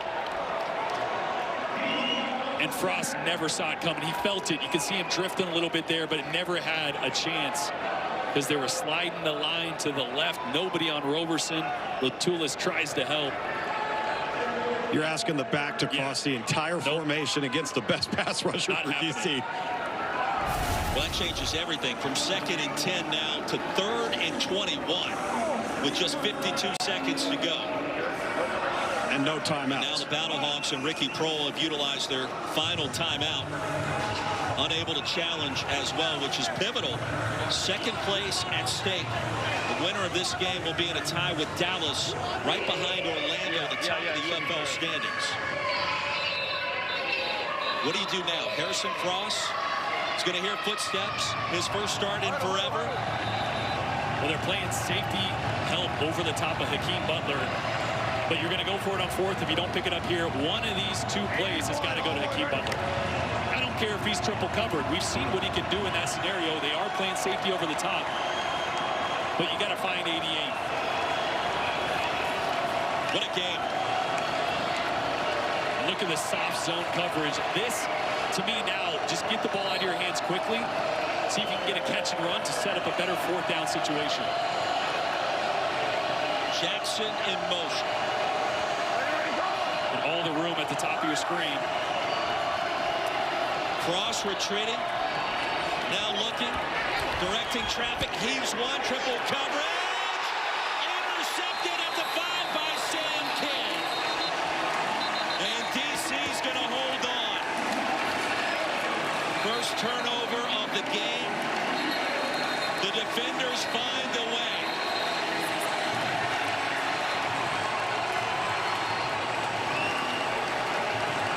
Boy, no short options there for Frost. This is effectively a Hail Mary. Everybody running deep. And he's going to have Blake Jackson is going to get behind coverage. This is just such a long throw. He needed to throw this 60 yards plus. Didn't quite have it in him to get it over the top of Kidd there and into the end zone for Jackson. And with the defender running down on him, probably didn't see Hakeem Butler on the other side of the field for a jump ball opportunity. And Sam Kidd has had an injury-riddled career. One of the top safeties in the UFL when he's healthy. And close this one out for DC in front of the home crowd. And Tommy played right down the road at JMU, his 3rd year with the organization. You mentioned some of the injuries, Jordan. What a comeback for Sam Kidd in a big moment here in our nation's capital. Sometimes guys are just football players, right? There's going to be somebody taller, somebody faster, maybe somebody more flexible. But when you pause the tape, Sam Kidd is always in the pile. 28-22. And DC improves to 3-1. In a tie, the UFL standings for 2nd place with the Dallas Renegades. It was a roller coaster ride, as this entire UFL season has been thus far this spring. Let's go, girl.